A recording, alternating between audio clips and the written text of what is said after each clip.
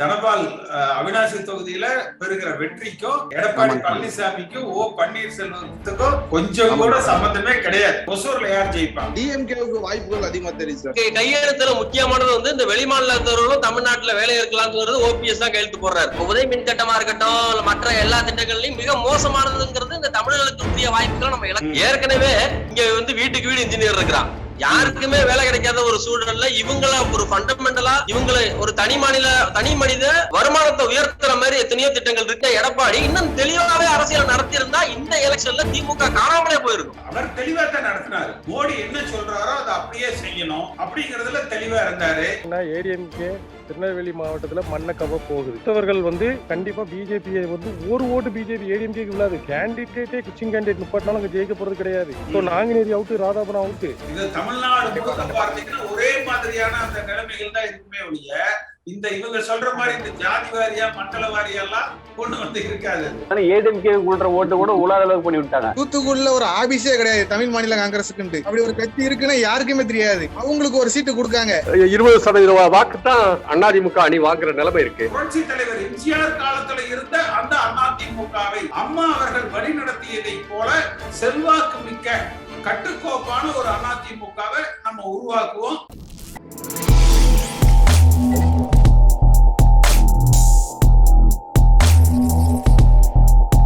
எல்லோருக்கும் வணக்கம்.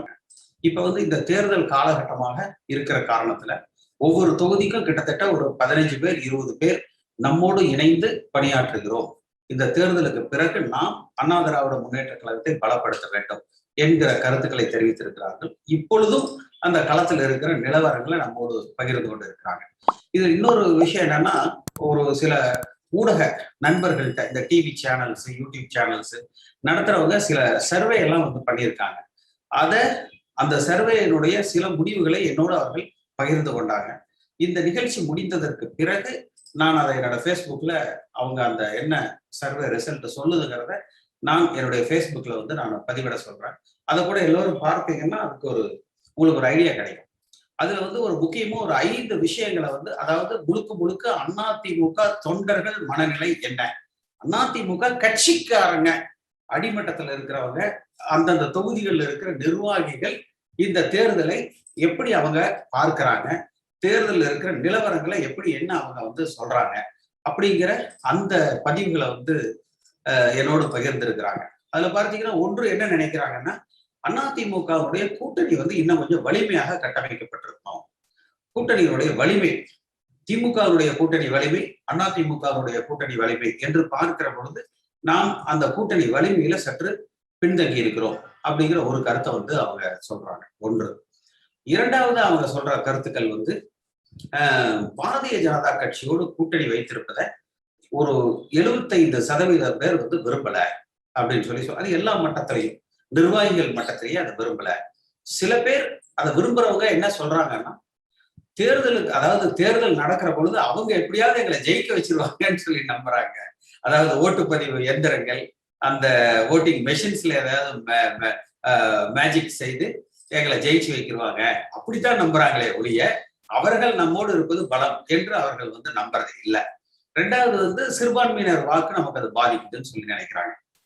மூன்றாவது விஷயத்த அதுல அந்த சர்வேல இதெல்லாம் சொன்னது, பாட்டாளி மக்கள் கட்சி அந்த 10.5% கொடுத்தது என்பது மற்ற சமுதாயத்தினரை அது ஒரு வெறுப்படைய வைத்திருக்கிறது. அதாவது அண்ணா திராவிட முன்னேற்ற கழகத்துல காலங்காலமாக இருக்கிற மற்ற சமுதாய மக்கள் ஓட்டளிக்க தயங்குகிறார்கள். அதுவும் குறிப்பா பாட்டாளி மக்கள் கட்சிக்கு வாக்களிப்பதற்கு தயங்குகிறார்கள். ரெண்டாவது, இதை அவசரப்பட்டு எடுக்கப்பட்ட ஒரு முடிவாக அந்த 10.5% உள் ஒதுக்கீடு என்பது ஒரு சரியான முடிவு அல்ல, தேர்தல் காலகட்டத்தில் எடுக்கப்பட வேண்டிய ஒரு முடிவு அல்ல என்று பார்க்கிறாங்க. அடுத்தது, இந்த தாழ்த்தப்பட்ட பட்டியலின மக்கள் இதனால வெறுப்படைந்து அண்ணா திராவிட முன்னேற்ற கழகத்தை மீது ஒரு சங்கடமான சூழல்ல இருக்காங்க அப்படிங்கறத அந்த சர்வேல சொல்றாங்க. அடுத்ததாக, அந்த தேமுதிக நம்ம விட்டுருக்க தேவையில்லை. அவங்க 18 சீட்டு கேட்கறாங்க, இவங்க 13 சீட்டு தரேன்னு சொல்லியிருக்காங்க. ஏதோ இன்னொரு 2 சீட்டு சேர்த்து கொடுத்து ஒரு 15 சீட்டுனாலும் வச்சு அவர்களை நம்ம இழுத்து போட்டிருந்தோம்னா ஒரு குறைந்தபட்சம் ஒரு தொகுதிக்கு ரொம்ப குறைஞ்சபட்சம் எடுத்தீங்கன்னா கூட 5000 இருக்கும். அதிகபட்சம் ஒரு 10,000 இருக்கலாம். ஆனா ஏவரேஜ் எடுத்தீங்கன்னா 7,500 வாக்குகள் ஒரு தொகுதிக்கு நமக்கு வந்து அதிகமாக கிடைச்சிருக்கலாம். அது ஒரு பலமாக இருக்கும். அது கூட்டணியில் அவங்க இருக்கிறாங்கன்னு சொல்லி கடைசி வரை கொண்டு வந்து விட்டு கடைசியில் அது இல்லை அப்படிங்கிறது வந்து ஒரு பலகீனமா களத்துல இருக்குங்கிறாங்க. அடுத்தது வந்து இந்த இரட்டை தலைமை அப்படிங்கறத வந்து தொண்டர்கள் வந்து ஏத்துக்கல.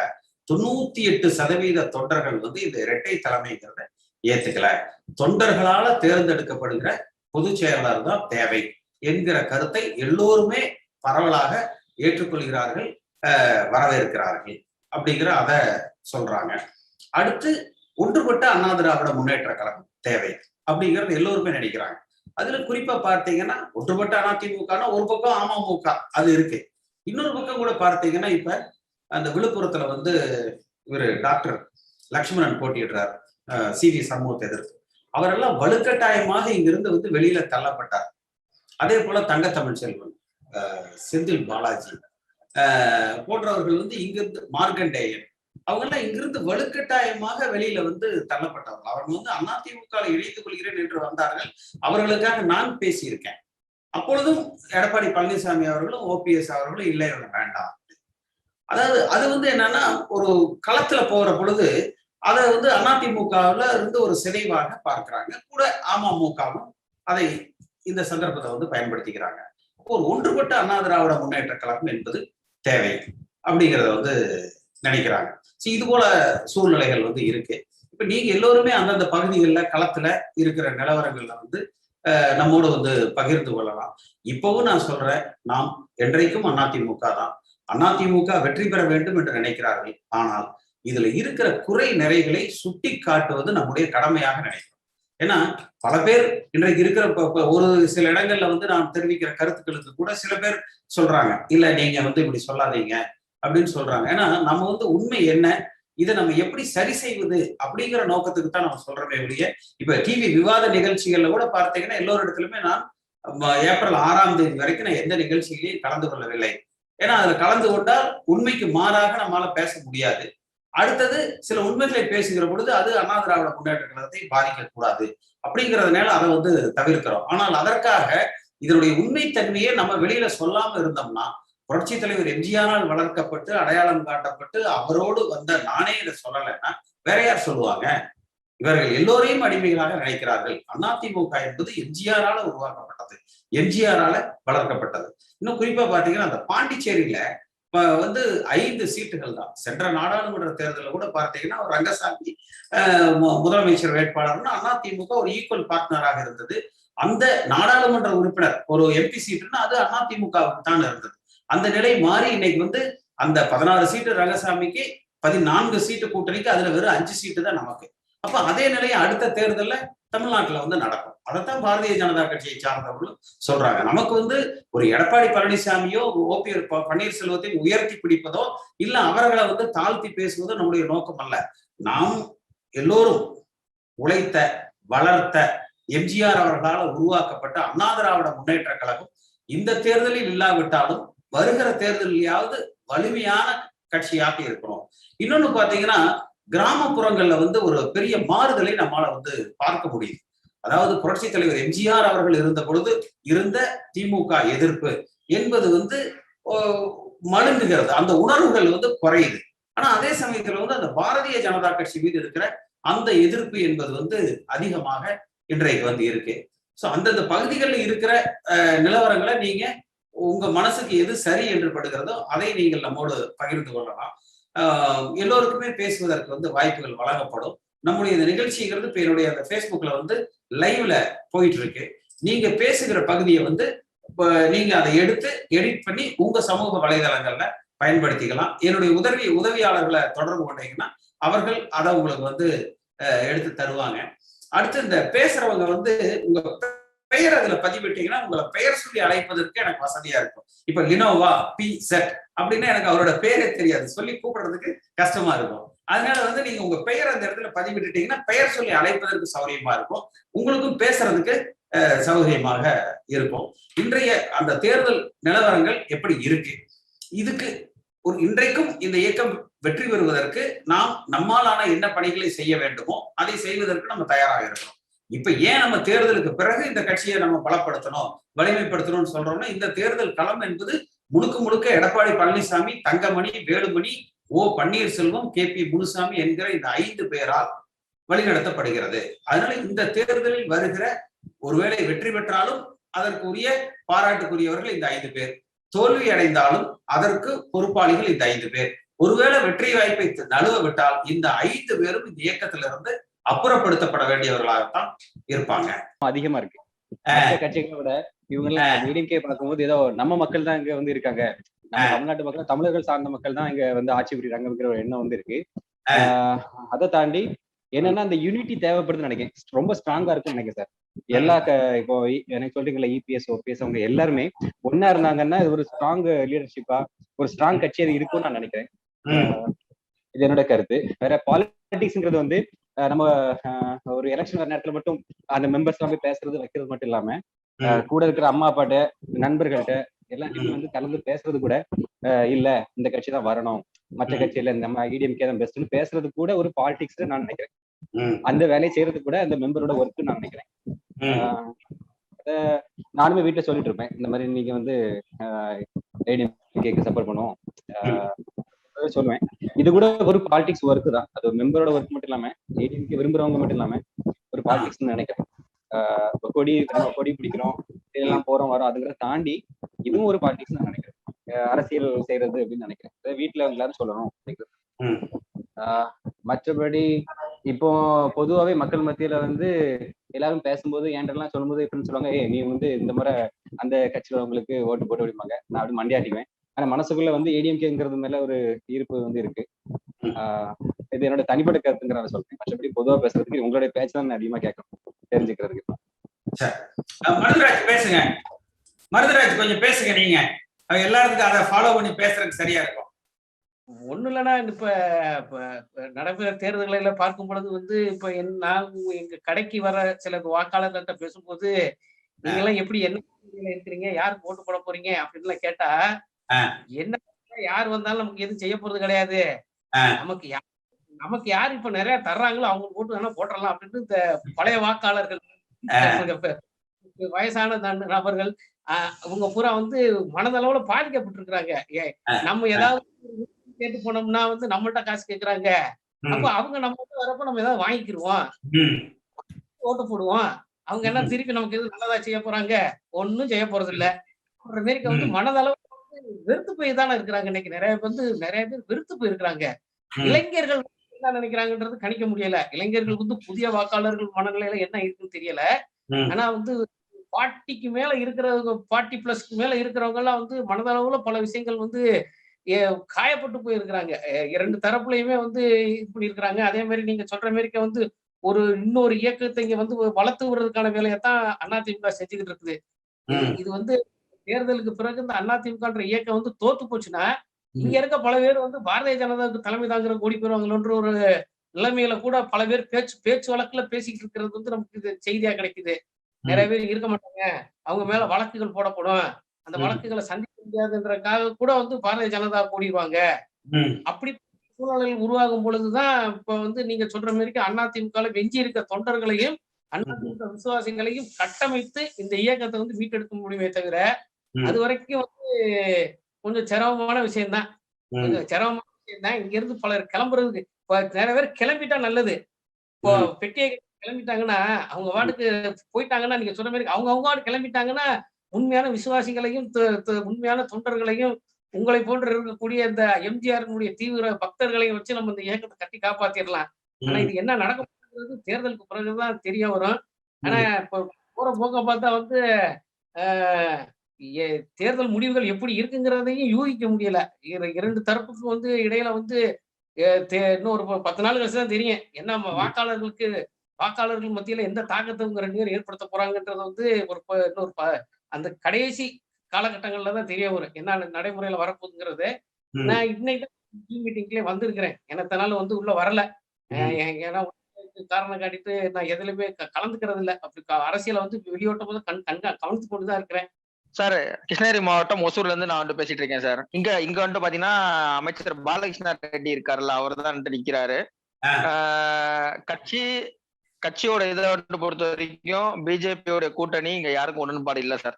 யாருக்கும் உடன்பாடு இல்ல. பிஜேபியோட இதா இருக்கிறதுனால வந்துட்டு சிறுபான்மையின மக்கள் எல்லாம் வந்து கொஞ்சம் பயப்படுறாங்க ஓட்டு போடுறதுக்கு. அவர் அமைச்சர் அப்படிங்கிறதுனால அவர் செலவு பண்ணி ஜெயிச்சாருன்னா உண்டு. இன்னொன்னு டிஎம்கேல வந்துட்டு ஒரு குளறுபடி ஆயிடுச்சு சார். வேற ஒரு தொகுதியில் இந்த இவர் வந்து ஒசூர்காரே இல்லாம வேற ஊருக்கார வந்துனால இவருக்கு வந்துட்டு வாய்ப்புகள் இருக்கு சார். அமைச்சர் தொகுதிங்கிறதுனால வாய்ப்புகள் இருக்கு. நமக்கு பக்கத்து தொகுதி பாத்தீங்கன்னா வந்துட்டு அண்ணன் KP முனிசாமி அண்ணன் நிக்கிறாரு. அதை பத்தி நான் சொல்லவே வேணாம், அதை பத்தி பேச வேண்டாம். அவரு அது என்ன ஒரு ரிசல்ட்ன்றது உங்களுக்கு தெரியும். உங்களோட இதுக்கு நான் விட்டுறேன். ஓசூரை பொறுத்த வரைக்கும் அதாவது முனுசாமி பொறுத்த வரைக்கும் இப்பதான் 6 மாசத்துக்கு முன்னாடி அவருக்கு 6 வருஷம் இருக்கிற ராஜ்யசபா MP கொடுக்குறாங்க. திரும்ப அவருக்கு வாய்ப்பு கொடுக்கறது அங்க இருக்கிற கட்சிக்காரங்க ஏத்துக்கிறாங்களா? வேப்பனாங்க இல்ல வேப்பநாள் இல்ல சார். அவரை பொறுத்த வரைக்கும் நாங்க ரொம்ப பக்கத்துல இருந்து பாக்குறதுனால இங்கெல்லாம் நிறைய பேருக்கு அரசியல் ஆசான் அப்படிங்கிற ஒரு அந்தஸ்துல இருக்காரு சார். அவர் எந்த கட்சியா இருந்தாலும் சரி, அவரு ADMKல இருக்காரு. அவர் எல்லாரையும் கண்ட்ரோல் பண்ற மாதிரி தான் இருக்கிறார் சார். எங்க பார்வையில தனிப்பட்ட முறையில பாத்தீங்கன்னா DMK ஆகட்டும் இதாகட்டும் அதை இந்த முடிவு பண்ணக்கூடிய ஒரு சிச்சுவேஷன்ல இருக்கிறாரு. ஆனா ஒரு பொதுவான குற்றச்சாட்டு என்னவா இருக்கு, ராஜ்யசபா MP இருக்கிறாரு, இவரு அடுத்தவங்க விட்டு கொடுத்துருக்கலாமே அப்படிங்கிறது கட்சியில இருக்கிற தொண்டர்கள் மத்தியில அந்த பேச்சு நேரடியா யாரும் பேச பயப்படுறாங்க சார். பேசினா ஏதாவது பாதிப்பு வந்துருமோ அப்படிங்கிற மாதிரி ஒரு பயம் இருக்கு. ஆமா சார். அதாவது நிர்வாகிகள் இப்ப நம்ம சொல்றோம்னா நம்ம வந்துட்டு தொண்டர்கள் அப்படிங்கிற ஒரு இதுல சொல்றோம். பட் ஆனா வந்துட்டு அந்த பேச்சு வந்து முகத்துக்கு நேரம் யாரும் பேசுறது, பின்னாடி ரெண்டு பேசிட்டு இருக்காங்க. நம்ம தொகுதியை பொறுத்த வரைக்கும் பாலகிருஷ்ண ரெட்டி வந்துட்டு பாத்தீங்கன்னா வந்துட்டு ஒரு கோர்ட்ல வந்து தீர்ப்பு வந்துருச்சுன்னு சொல்லி பதவி வந்து விலகிட்டாரு. அவங்க ஒய்ஃப் தான் நிக்கிறாங்க, ஜோதி பாலகிருஷ்ண ரெட்டி அப்படின்ட்டு. அவங்க லாஸ்ட் டைம் வந்துட்டு பை எலெக்ஷன் நின்னாங்க, தோத்துட்டாங்க. இப்போ வந்துட்டு மறுபடியும் நின்று இருக்காங்க. தொகுதிக்கும் ஓரளவுக்கு நிறைய செஞ்சிருக்காங்க சார். செஞ்சு இதெல்லாம் பண்ணிருக்காங்க. பாஜக கூட்டணி அது இந்த இதெல்லாம் பார்க்கும்போது மைனஸா இருக்கு. மற்றபடி அந்த கேண்டிடேட் பிளஸ் இங்க இருக்க டிஎம்கேயோட சுச்சுவேஷன் எல்லாம் பார்க்கும்போது வெற்றி வாய்ப்புகள் இருக்கிற மாதிரி தான் சார் இருக்கு. அவங்களுக்கு வாய்ப்புகள் இருக்கு. சார் வணக்கம் சார். நான் டாக்டர் தமிழ்ராஜன் பேசுறேன் சார். திருவண்ணாமலை மாவட்டம் கலசப்பாக்கம் தொகுதியிலிருந்து பேசுறேன் சார். எங்க தொகுதியோடைய நிலவரம் வந்து என்ன மாதிரி ஸ்பீச்னு கேட்டீங்கன்னா, நான் வந்து மருத்துவமனை சம்பந்தப்பட்ட விஷயமா முன்ன ஜூம்ல வந்து நம்ம கனெக்ட் பண்ணி பேசும்போது பேசணும். ஒரு டாக்டருக்கு கூட கொடுக்காம பட் மற்ற ஒரு அன்னோன் பர்சனுக்கு அன்குவாலிஃபைடுங்களுக்கு வந்து மருத்துவமனையில இருக்கிறவங்க தான் அங்க இருக்கிறாங்க. ஆமா ஆமா. அதுக்கு இடையில நான் மீட்டிங் கொஞ்சம் அது இது கொரோனா டியூட்டிக்கு போனதால கண்டினியூவா நாங்க ஜிஹெச் தொழில் பார்க்க வேண்டியது ஆயிடுச்சுங்க ஐயா. இப்ப என்னன்னா பாத்தீங்கன்னா, இந்த தொகுதியை பொறுத்த வரைக்கும் பாத்தீங்கன்னா ஆல்ரெடி சிட்டிங்ல இருக்கக்கூடிய MLA பன்னீர்செல்வத்துக்கு தான் சீட்டு கொடுத்துருக்காங்க. இது என்னன்னா அவர் மேல வந்து மிகப்பெரிய நிறைய அதிருப்தியான விஷயங்கள் தான் இருக்குது. காரணம் என்னன்னா, அம்மா இருக்கும் போது கொடுத்தது வந்து பாத்தீங்கன்னா அன்னைக்கு வந்து கட்சி வந்து கட்டுக்கோப்பாவும் ஒரு யூனிட்டியாவும் இருந்துச்சு. அன்னைக்கு வந்து கொடுக்கும் போது இவரு ஒரு 50 கிலோமீட்டருக்கு அண்ணாண்டு இருக்கக்கூடிய ஒரு வில்லேஜை சேர்ந்த ஒரு போலூர் தொகுதியிலிருந்து இங்க வந்து நிக்கிறாரு, வின் பண்ணாரு. அன்னைக்கு ஆப்போசிட் கேண்டிடேட் வந்து எல்லாமே எப்படின்னு பாத்தீங்கன்னா கண்டினியூஸா காங்கிரஸ் பாமக அப்படிதான் இருந்துச்சு. 40 வருஷமா நம்ம தொகுதி வந்து பாத்தீங்கன்னாக்கா காங்கிரஸுக்கும் பாமகவுக்கும் தான் இருந்த காரணத்தால நாங்க வந்து செங்கம் ரிசர்வ் தொகுதி.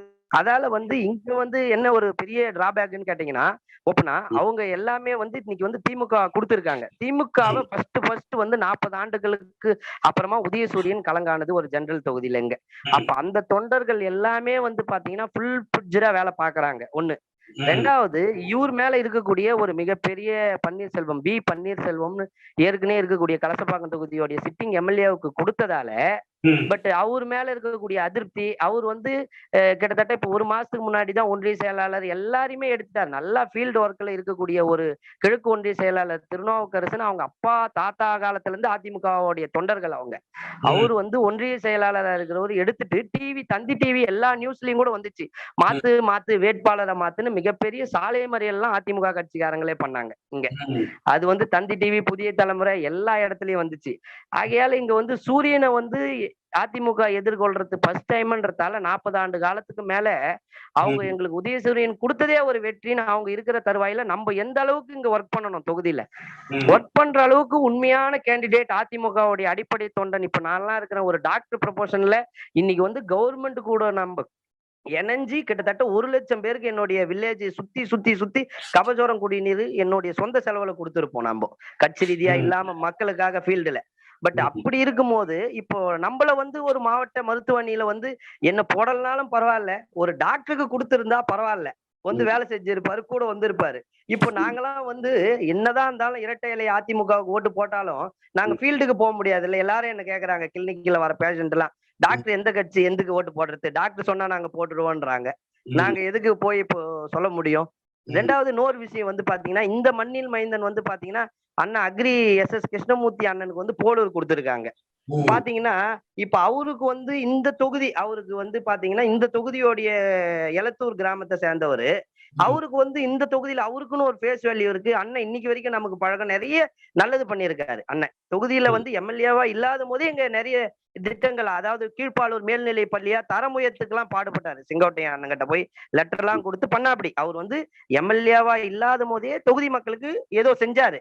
இவர் MLA இருக்கிறவர் வந்து அந்த செய்யாதால இவருக்கு வந்து தொகுதி வந்து போலூருக்கு கொடுத்திருந்து, அண்ணனுக்கு வந்து SS கிருஷ்ணமூர்த்தி, அக்ரி கிருஷ்ணமூர்த்தி அண்ணனுக்கு கலசப்பாக்கம் தொகுதி கொடுத்திருந்தா டஃப்பா இருக்கும், வின் பண்ணியிருப்போம் ஒட்டுமொத்தமா. ஆனா இங்க ஏற்கனவே இருக்கக்கூடிய சிட்டிங் MLA-வுக்கு இங்க கொடுத்ததால மிகப்பெரிய இங்க அதிருப்தியில இருக்குதுங்க ஐயா. அதாவது திருவண்ணாமலை மாவட்டத்துல 8 தொகுதியுமே ஒரு 2 மினிட்ஸ் டைம் சொன்னீங்கன்னா தெளிவா சொல்லிடுவேன். புட்டு 8 தொகுதியோட நிலவரம் 8ல எத்தனை ஜெயிக்கும், எத்தனை டஃபா இருக்கு, எத்தனை ஐயா இப்போ எனக்கு வந்து இப்போ வந்து பாத்தீங்கன்னா இது என்னுடைய கருத்து, தவறாவோ எதுவும் நினைச்சு கூட, நம்ம அதிமுக அடிப்படை தொண்டன் கட்சி, அதிமுக தான் நமக்கு தேவை. இருந்தாலும் வந்து பாத்தீங்கன்னா இப்ப திருவண்ணாமலையில இருந்து வந்தோம்னா திருவண்ணாமலையில பிஜேபிக்கு கொடுத்திருக்காங்க பாத்தீங்கன்னா கூட்டணியில. திமுகவுல வந்து ஏவா வேலுவோடைய கோட்டை திருவண்ணாமலையை பொறுத்த வரைக்கும் பாத்தீங்கன்னா, அதுல இருக்கும்போது வந்து பாத்தீங்கன்னா அதை வந்து அந்த ஒரு ஏவா வேலுவை எதிர்த்து 2 வாட்டி அஇஅதிமுக அங்க வந்து கொஞ்சம் ஓட்டு வித்தியாசத்துல தோல்வி தழுவுறோம். அப்ப திரும்பவும் வந்து அஇஅதிமுக இரட்டை இலைக்கு அங்க கொடுத்திருந்தா வெற்றி வாய்ப்பு பிரகாசமா இருந்திருக்கும். பிஜேபிக்கு கொடுத்துட்டாங்க. இப்போ அது நமக்கு அந்த அளவுக்கு தெரியலைங்கன்னா, அது நமக்கு தேவை பணத்தை பத்தி இல்ல, நமக்கு கட்சி ஒன்னா இருக்கணும், நம்ம தலைமையிலான அதிமுக இருக்கணும்னா அவ்வளவுதான். பாத்தீங்கன்னா இப்போ அதுல வந்து என்ன ஆகி போச்சு பாத்தீங்கன்னா, சொல்லவே வேணாம், அண்ணனே ரிசல்ட் சொல்லிடுவீங்க நான் சொன்னதுல இருந்து ஆட்டோமேட்டிக்கா.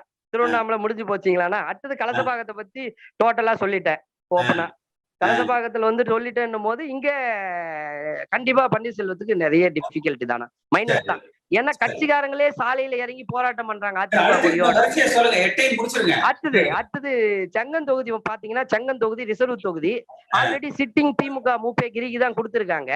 பட் இருந்தாலும் அவர் மேல அதிருப்தி இருக்கு. டிஸ்ட்ரிக்ட் சேர்மேனா இந்த நைனா கண்ணு ஏழ்மையான குடும்பத்துல இருந்து கிட்டத்தட்ட 30 ஆண்டு காலமா கட்சியில இருக்கிறாரு. அடிப்படை கிளை செயலாளர் இருந்து வந்து அவரு இருக்கிறாரு. அவருக்கு கொஞ்சம் வெற்றி வாய்ப்பு செங்கன் தொகுதியில MS நைனா கண்ணுக்கு இருக்குதுண்ணா, கம்பல்சரி.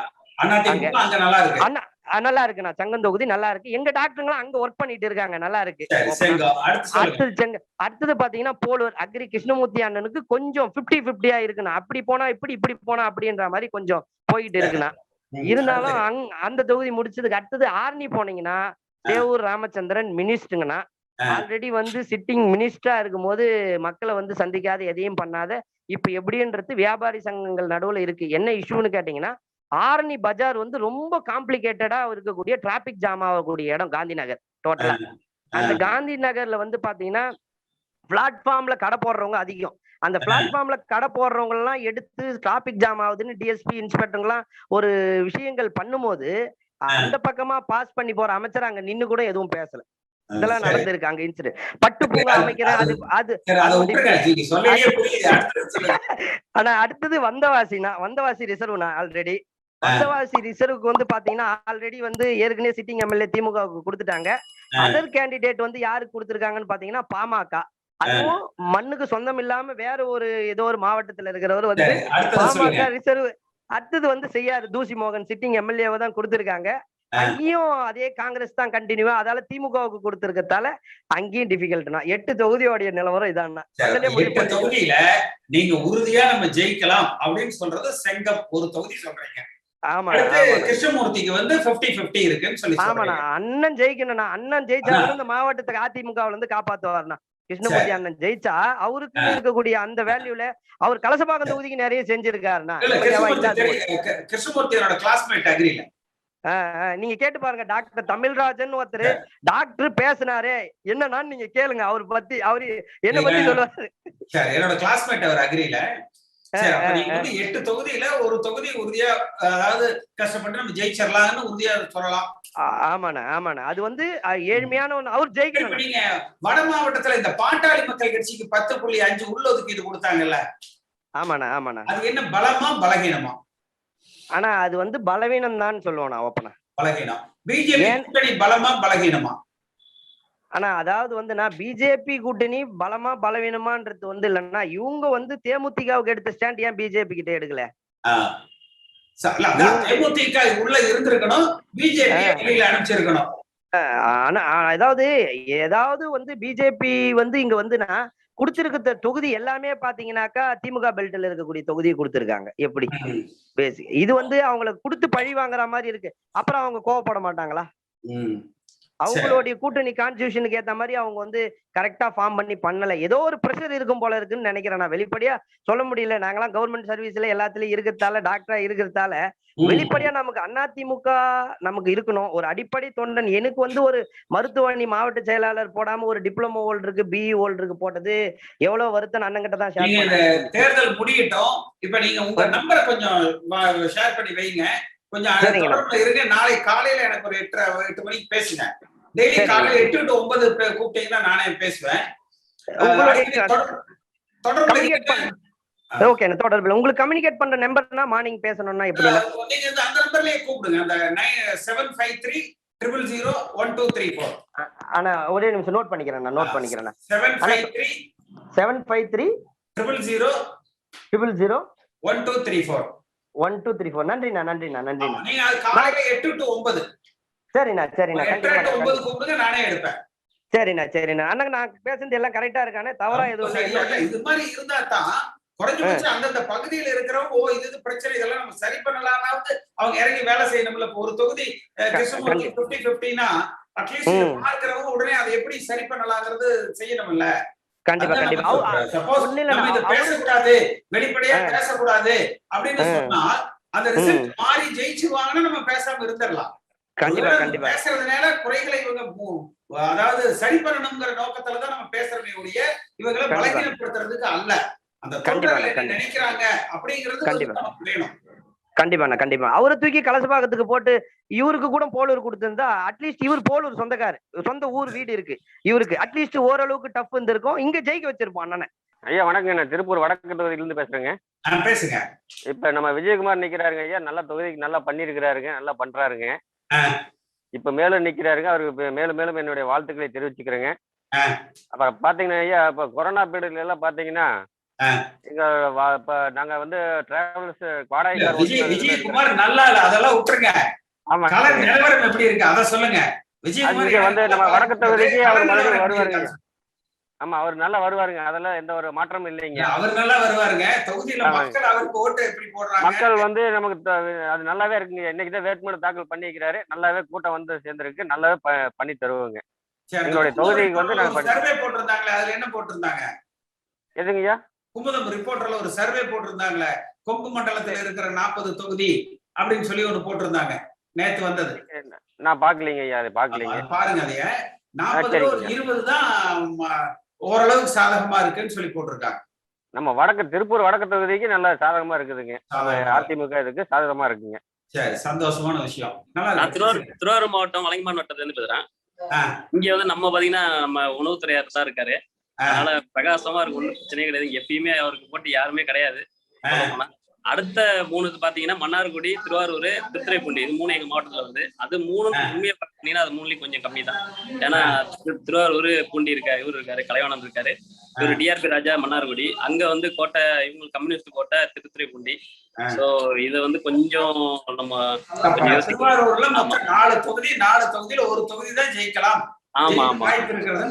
ஏன்னா இவரு ஆப்போசிட். இது வரைக்கும் வந்து எங்க தொகுதி வந்தீங்கன்னா எம்ஜிஆர் பீரியட்ல இருந்தே ஃபுல் அண்ட் ஃபுல் ஏடிஎம்கே தான். முன்னாடி வலைமான்ல இருந்துச்சு, இப்போ நன்னிலமாக்கியிருக்காங்க. வலைமான்ல இருக்கும் போதும் கோமதி மாரியப்பன், இளமதி சுப்பிரமணியம் அவங்க எனக்கு தெரிஞ்சு, நான் 30 வயசு ஆகுது, எனக்கு தெரிஞ்சு அவங்களே இருந்திருக்காங்க. அதுக்கப்புறம் கடைசி 2 பீரியட் வந்து இவரு நன்னில இவரு இருந்திருக்காரு, உணவுத்துறையார் இருக்காரு. இதுக்கப்புறமும் ஏடிஎம்கே தான், கோட்டை தான். இல்ல தொகுதிகள் பத்தி தெரியும். உங்களுக்கு வந்து திருவாரூர்ல இருக்கிற 4 தொகுதியில ஒரு தொகுதி தான். ஆமா, மிச்சம் 3 தொகுதி உறுதியா வராதுன்னு சொல்றீங்க. உறுதின்னு சொல்ல முடியாது. ஆமா, ஒரு 75% கஷ்டம்னு சொல்றீங்க. கஷ்டம். ஆமா அவங்க கொஞ்சம் பாலிசா சொல்லணும்னா 75% வராதுன்னு சொல்றீங்க இல்லையா? ஆமா ஆமா. அப்ப 4க்கு 1ன்னா 234ல நம்ம எவ்வளவு வருவோம்?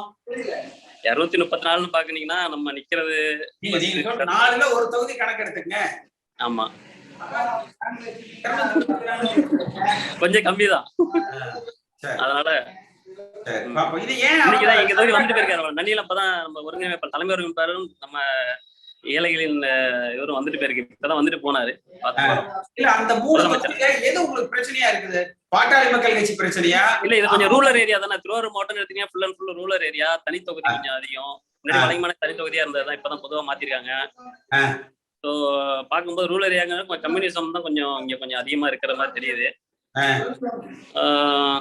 ஏடிஎம்கே கொஞ்சம் இன்னும் கொஞ்சம் வளரணும். ஆக்சுவலி எந்த இடத்துல முதல்ல நல்லா வளர்ந்து ரோடு வசதி கம்பல்சரி ரோடு வசதி கொஞ்சம் நல்லா ரூரல் ஏரியா ரோடு வசதி கொஞ்சம் கம்மியா தான் இருக்கு. அதை கொஞ்சம் டெவலப்மெண்ட் பண்ணலாம். ஏன்னா இந்த ஏரியாலாம் வரதுக்கு ஆள் இல்லை. திருவாரூர் தஞ்சாவூர் அப்படி போயிடுவாங்க, எல்லாம் மெயின்ல போயிடுறாங்க. உள்ள வரதுக்குலாம் யாரும் விருப்பப்படல. அதனால ரோடு வசதி கொஞ்சம் நல்லா இருந்துச்சுன்னா நல்லா இருக்கும். மயிலாடுதுறை மாவட்டம் பூம்புகார் தொகுதியிலேருந்து பேசுறேன். பவுண்டர் சார் நிக்கிறாங்க. வெற்றி வாய்ப்பு நமக்கு தான் சார். சார் இதுல ஒரே ஒரு குறை சார், திட்டம் அறிவிச்சிருக்காங்களா சார், அந்த திட்டத்தை முன்னாடியே அறிவிச்சா மக்களுக்கு கொஞ்சம் ரீச் ஆகும், ஓட்டும் கொஞ்சம் கிடைக்கும் சார். ஆமா சார், என்னோட பதில். ஆமா சார். உங்க மாவட்டத்துல எத்தனை தொகுதி இருக்கு? உங்க மாவட்டத்துல எத்தனை தொகுதி இருக்குன்னு? எங்க மாவட்டத்திலயா சார்? தமிழ்நாட்டுல 234 சார். உங்க டிஸ்ட்ரிக்ட்ல கேக்குறேன். டிஸ்ட்ரிக்ட்ல தெரியல சார் அந்த அளவுக்கு. சரி, உங்க தொகுதி ஜெயிச்சிருக்கிறீங்க. ஆமா சார், எங்க தொகுதி பூம்புகார் தொகுதி ஜெயிச்சிடும் சார். சரி, பூம்புகார்ல விஜயபாலன் இருக்காரா? இருக்காங்க சார். தெரியுமா உங்களுக்கு அவர? தெரியா சார். சரி, போய் தெரிஞ்சுக்க. நான் கேட்டேன். சரி சார். அந்த வலங்கைமான்ல கூட அந்த கோமதியில யாரோ ஒருத்தர் இருந்தாங்க. சரி சார். நம்ம கட்சி வந்து பாத்தீங்கன்னா ரொம்ப இன்னைக்கு பாண்டிச்சேரியில 9 தொகுதி கொடுத்துட்டு பிஜேபி கிட்ட 9 தொகுதி கொடுத்து 5 தொகுதியில் நம்மளால நிக்கிறாங்க. ஏடிஎம்கே இப்ப வந்து கீழே போயிடுச்சுன்றது ஒரு மிகப்பெரிய கேவலமான ஒரு சூழ்நிலைக்கு போயிடுச்சு. இது தமிழ்நாட்டுல பிஜேபி காரன் நடைமுறைப்படுத்த மாட்டாங்கன்னு இன்னொரு சாத்தி இருக்குது.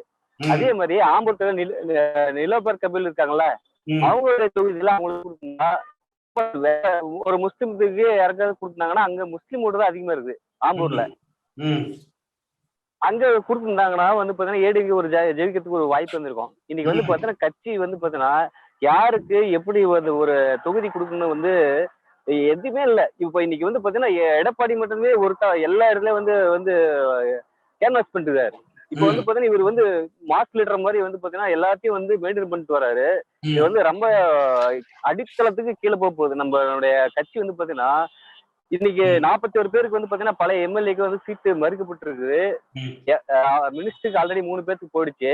இவங்க எல்லாம் பாத்தீங்கன்னா ஆல்ரெடி 3 பேர் பாத்தீங்கன்னா வேற கட்சியில போய் சேர்ந்துட்டாங்க. ஆனா இது வரைக்கும் இந்த 4 வருஷத்துல எந்த ஒரு முக்கியமான விஐபி பர்சன் யாரும் சொல்றது சார், இது இப்ப யாருமே நம்ம கட்சியில சேரவே கிடையாது. தொண்டரை இது வரைக்கும் 1.5 லட்சம் தொண்டரை 1 லட்சம் சொல்றாங்க. இது வரைக்கும் அந்த 1.5 லட்சம் தொண்டரை எனக்கு என்னங்கிறாங்கன்னா நீங்க போயிருங்க, திமுக போயிருங்க, இங்க எல்லாம் இருந்தா உங்களுக்கு வாய்ப்பு எல்லாம் கிடையாது, திமுக போயிருங்க. நான் ஏன் கட்சிட்டான நான் சண்டை போட்டிருக்கேன். இல்ல இல்ல உங்களை பாத்தீங்கன்னா ஆல்ரெடி நீங்க உங்க பையனுக்கு மேரேஜுக்காக இன்விடேஷன் கொடுத்தீங்க இல்லையா, ஸ்டாலினுக்கு எல்லாத்துக்கும் கொடுத்தீங்க இல்லையா, நீங்க டிஎம்கேல போய் சேர்ந்துட்டாங்கன்னு சொல்லிட்டாங்க. இப்போ ஹெட்லைன் நியூஸ் பாத்தீங்கன்னா அந்த டெய்லி அந்த பேப்பர் வருது இல்லைங்களா, அது பார்க்கக்குள்ள கேசி பழனிசாமி பாத்தீங்கன்னா டிஎம்கேல சேர்ந்தார் அப்படின்ட்டு அந்த பேப்பர்ல ஹெட்லைன் வரக்குள்ள என்னடா இது அப்படின்னு பார்த்தா இவர் போக மாட்டாரு அப்படின்னு எங்களுக்கு தெரியும். ஏற்கனவே நாங்க ஆல்ரெடி உங்களை ஃபாலோ பண்ணிட்டு வந்துக்கிறோம், எங்களுக்கு தெரியும். இல்ல இப்ப நம்ம கட்சியில தமிழ்நாட்டில் இருக்கிற எல்லா அரசியல் தலைவர்களுக்கும் கொடுக்குறோம். அக்டோபர் மாசமே கொடுக்குறோம். முதல்ல இவங்க கிட்ட கேட்கிறோம், அதுக்கு அப்பா அத பாக்குறதுக்கே மாட்டேன்ட்டாங்க. அதாவது நேர்ல சந்திக்கிறதுக்கே முடியாதுன்னு சொல்லிட்டாங்க. ஆனா இந்த 2 உத்தமர்கள் பழனிசாமி எடப்பாடியையும் தவிர தமிழ்நாட்டில் இருக்கிற அத்தனை அரசியல் கட்சி தலைவர்களும் வந்திருந்தாங்க. சார் அந்த மேரேஜ் லைவ்ல பாத்தீங்கன்னா பார்த்தேன், சத்யராஜ் சார் வந்திருந்தாரு, திருமாவளவன் வந்திருந்தாரு, கே தலைவர் வந்திருந்தாரு, எல்லாரும் வந்திருந்தாங்க. நான் பார்த்தேன் அந்த மேரேஜ் பார்த்தேன். இல்ல இவரு சிபி ராதாகிருஷ்ணன் இருந்தாரு கோயம்புத்தூர்ல இருந்து, எல்லாத்தையும் பார்த்தேன் நானு. இப்போ பாத்தீங்கன்னா பொதுப்படியா பாத்தீங்கன்னா இது இந்த ஒரு நிகழ்ச்சிக்கு போறக்குள்ள உங்களை மாதிரி உங்களை மேல வந்து ஒரு அபகமா வந்து அவங்க விருப்பம் நீங்க போயிருங்க அப்படின்ட்டு. ஏன்னா இவர் எதுக்குடா ஒருத்தர் எம்ஜிஆர் காலத்தால இங்க இருந்துகிட்டு இன்னும் எம்ஜிஆர் அதுன்னு சொல்லி பேசிட்டு இருக்காரு. ஏதோ நம்ம வந்து வந்தோமா ஒரு பர்சன்டேஜ் வந்துதான் அதை கரெக்டா சுமூகமா பிரிச்சமான்னு போயிட்டு இருக்காம இவர் வந்து கொடி பிடிக்கும் தொண்டன் முடிவெடுப்பான், பொதுச் செயலாளர் வேணும், பிஜேபி வேண்டாம் அப்படி இந்த நிலைப்பாடுக்கு தானே இன்றைக்கு நான் இது முடிச்சோன்னே என்னோட பேஸ்புக்ல ஒரு சர்வே ரிப்போர்ட் போடுறேன் பாருங்க. இதுதான் நான் முதல்ல ஆரம்பத்துல நான் சொன்னேன். எல்லாரும் சொல்றது நம்ம எவ்வளவு பேசினாலையும் நம்ம கட்சி வந்து நல்லா இருக்கணும் அப்படின்னு நாம எல்லாம் எதிர்பார்க்கிறோம். இன்னைக்கு வந்து பாண்டிச்சேரியில வந்து பாத்தீங்கன்னா 9 தொகுதி அவங்க கிட்ட கொடுத்து 5 தொகுதியில வந்து கேவலமா அவங்க கிட்ட வந்து கீழே நிக்கிறாங்க. எம்ஜிஆர் வந்து ஃபர்ஸ்ட் கட்சி ஆரம்பிச்ச பின்னாடி முதல் ஆட்சி அமைச்சதே வந்து பாண்டிச்சேரியில தான். இதே அததான் எனக்கு ஐயோ இவங்களை வந்து இவங்களாம் ஆளுமைன்னு சொல்றாங்க. ஆளுமைன்னு என்ன? அம்மா கிட்ட இருந்த ஆளுமை இருக்கா? எம்ஜிஆர் கிட்ட இருந்த ஆளுமை இருக்கா? அம்மா வந்து பாத்தீங்கன்னா நீட்டுக்கு வேணாங்க, ஜிஎஸ்டி கொண்டு வர முடியாதுன்னாங்க. ஒவ்வொரு வந்து பாத்தீங்கன்னா அம்மா வந்து மத்திய அரசுக்கு எதிர்த்து வந்து எல்லாத்தையும் வந்து மக்களுக்கு நல்லதா வந்து எல்லாத்தையும் பண்ணிட்டு இருக்காங்க. ஐயா என்னன்னா இப்ப ஏடிஎம்கே வந்து பெருவாரியா ஜெயிப்போமானா சந்தேகம் தான். ஆனா ஜெயிப்போம் கண்டிப்பா. இந்த வட்டம் ஆட்சி அமைக்கும் போது நம்ம தான் ஐயா. ஆனா நம்ம இளைஞர்களுக்கு பாத்தீங்கன்னா இப்ப டிஎம்கேல இளைஞர்கள் திருவண்ணாமலையில இருந்து பேசுறவரு 8ல ஒரு தொகுதி ஜெயிப்போங்கிறாரு, இன்னொருத்தர் பேசுறவரு 4ல ஒரு தொகுதி ஜெயிப்போங்கிறாரு. அப்ப 12 தொகுதியில நம்ம 2 தொகுதி தான் ஜெயிக்கிறோம் ஐயா.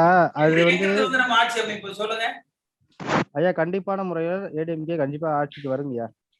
ஏன்னா இந்த 10 ஆண்டுகள் நம்மளோட வேலை பார்த்தது பாத்தீங்கன்னா மக்களுக்கு வந்து நல்ல விதமா தான் ரீச் ஆயிருக்கு. எனக்கு தெரிஞ்ச வரைக்கும் மதுரையில பொறுத்த வரைக்கும் இல்லைங்கய்யா. இன்னும் திமுக மேல அதிருப்தியானதான் இருக்காங்க ஐயா. இப்ப எனக்கு என்ன ஒரு பிரச்சனை இதுன்னா இப்ப இளைஞர்களை வந்து அவங்க வந்து கவர்ந்து இழுக்கிறாங்க. இப்ப கல்லூரி மாணவர்களை வந்து கட்சியில சேர்க்கறக்காண்டி அவங்க ஏகப்பட்ட விஷயம் பண்றாங்க. அந்த விஷயம் வந்து நம்ம இதுல வந்து இணையா பண்ணல. நான் திருத்துறைப்பூண்டி தொகுதி சார். இப்ப முன்னாடி சொன்னாங்க ஒரு 4 தொகுதியில வந்து ஒரு தொகுதி தான் நண்டில மட்டும்தான் ஜெயிக்கும் அப்படின்னு சொன்னாங்க. அது கூட இந்த வாட்டி டப்பு தான் ஐயா. நான் வந்து திருத்துறைப்பூண்டி தொகுதி கம்யூனிஸ்ட் தொகுதி. அந்த அளவுக்கு வந்து இப்ப வந்து கம்யூனிஸ்ட் தொகுதிக்கு வந்து இப்ப ஏகேஎஸ் விஜயனுக்கு கேட்டாங்க முன்னாள் எம்பிக்கு திமுகவுல. அது கொடுக்கறதோட பசங்க எல்லாம் இப்போ நன்னிலத்தை நோக்கி போயிருக்காங்க. மாவட்ட செயலாளர் அங்க போய் சொல்லியிருக்காப்ல நம்ம வந்து நம்ம திமுகவுல உதயசூரியன் ஜனத்துல உள்ளவங்களை வந்து ஜெயிக்க வைக்கணும்னு நன்னிலத்துக்கு அனுப்பி விட்டுருக்காங்க. அந்த அளவுக்கு டஃப் கொடுக்க சொல்லியிருக்காப்ல மாவட்ட பூண்டி கலவனை. முன்னாடி வந்து கம்யூனிஸ்ட் கோட்டையா இருந்துச்சு திருத்துறைப்பூண்டி. அதை மாத்தி இப்ப 41% ஆக்கிட்டு திமுக அந்த அளவுக்கு இறங்கி வேலை செய்யறாங்க பசங்க. ஏடிஎம்கேல வந்து அந்த ஜாதி ரீதியா ஒரு அமைப்பு கொண்டுட்டு போனதுனால பசங்க அதுல போய் சேர்றதுக்கு ஏன்னா அங்க வந்து பல்லர் சமுதாய மக்களும் பறையர் சமுதாய மக்களும் அதிகம். அந்த மக்கள் வந்து கொஞ்சம் ஒதுங்க ஆரம்பிச்சிட்டாங்க ஏடிஎம்கேல இருந்து. ஏன் என்ன காரணம்? ஏன் ஒதுங்குறாங்க? அங்க வந்து மாவட்ட செயலாளர் இதெல்லாம் வந்து இந்த சாதி பெரும்பான்மையை பார்த்து கொடுக்குறாங்க அப்படின்னு நினைச்சுட்டு கட்சியில இருந்து ஒதுங்க ஆரம்பிச்சிட்டாங்க. ரெண்டாவது சிறுபான்மை முஸ்லீம் மக்களும் வந்து அதிகம். இந்த சிஏஏவுக்கு ஓட்டு போட்டது வந்து ஏடிஎம்கே இது சாரி மக்களவை ராஜ்யசபா எம்பியில உள்ளவங்க ஓட்டு போட்டு தான் சிஏஏ வந்து இதாயிட்டு அப்படின்னு இப்ப இங்க இருக்கிற ஒரு ஆட்டோ ஸ்டாண்ட்ல இருக்கிற சின்ன பையன் வரையும் ஆண்ட்ராய்டு போனை வச்சு சொல்றான் ஏடிஎம்கே தான் அவங்க ஓட்டு போட்டு சிஏஏ ஆதரிச்சுட்டு. அந்த மாதிரி சின்ன சிறுபான்மையினர் மக்கள் வரையும் அந்த ஏடிஎம்கே ஓட்டை வந்து இப்ப மாத்திட்டாங்க திமுகவுக்கு. அந்த அளவுக்கு இறங்கி வேலை செய்ய ஆரம்பிச்சிட்டாங்க. அதாவது நம்ம பிஜேபியோட அலையன்ஸ்ல இருக்கிறதுனால எடுபடாது. ஏன்னா அங்க ஆண்டாண்டு காலமா அந்த விநாயகர் சதுர்த்தி ஊர்வலத்துக்கு ஒரு இப்ப தஞ்சாவூர் மாவட்டத்துல போய் வேலை செஞ்சுட்டு இருக்க கருப்பு முருகானந்தம் அவர் வந்து விநாயகர் சதுர்த்தி ஊர்வலுக்கு பெரிய ஒரு முன்னாடி ஒரு 10 நாள் படிக்கும் போது ஒரு 10 நாள் முன்னாடி அந்த ஊர்வலத்தினாலேயே ஒரு மத கலவரம் வரும். சரி, இப்ப இது தாழ்த்தப்பட்ட சமுதாய பட்டியலின மக்கள் ஒதுக்குறதுக்கு காரணம் வந்து ஜாதி அரசியல் எடப்பாடி பண்றாருன்னா என்ன காரணம்?